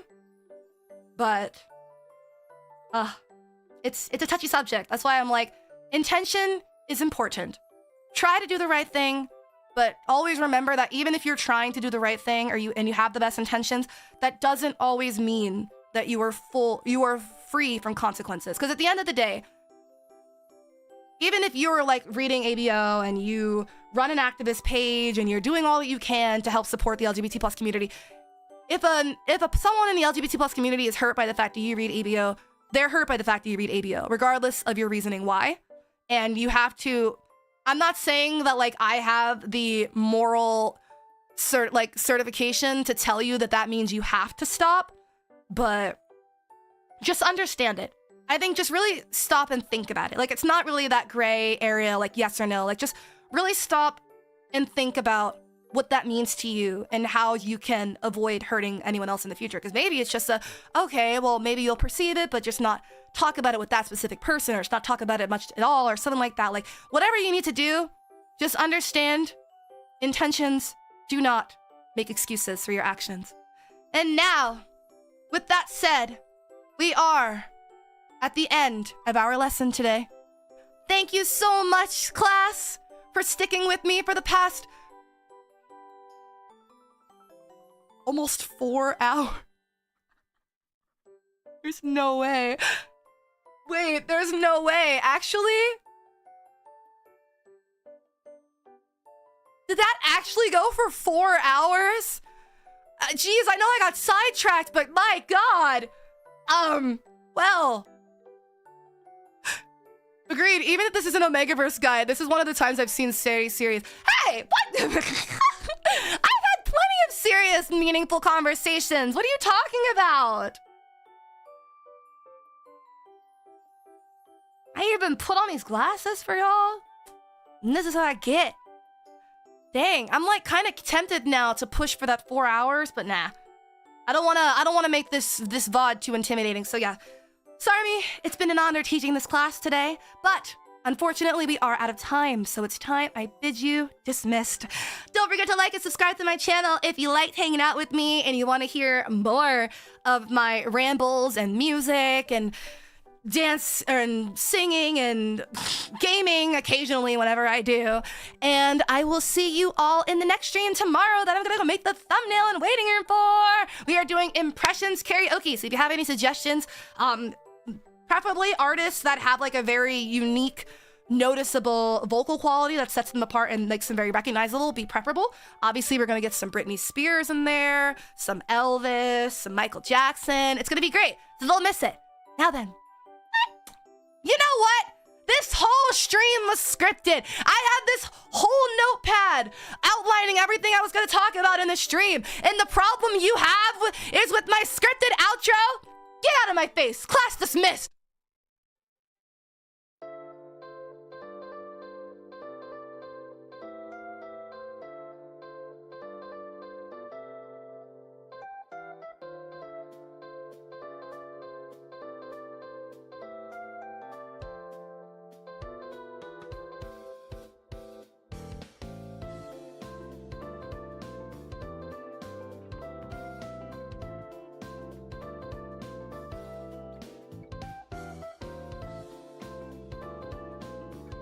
All right, so what are you waiting for? You waiting for the ending credits message, huh?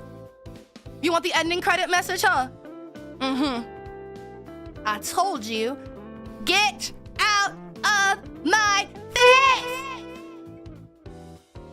That's your message. Bye-bye!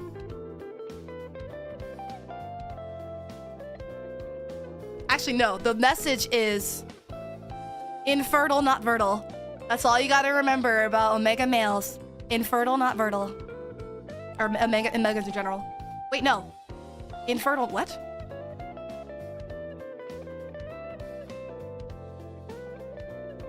Yeah, fertile, not fertile. That's what it is, my bad. Fertile, not fertile is what I was trying to say, my bad. Fertile, not fertile. That is what I was trying to say. Remember, kids? No, not kids. Remember, people. Fertile, not fertile for Omegas. Merca. No. Fertile, not vertile. It's a word. Look it up. Oh, it's virile. Fertile, not virile. Have I been saying vertile this whole time? It's fine. Y'all didn't know what it meant either. Y'all didn't know what it meant either. Okay, get out of my face. Don't correct me. I'm your teacher.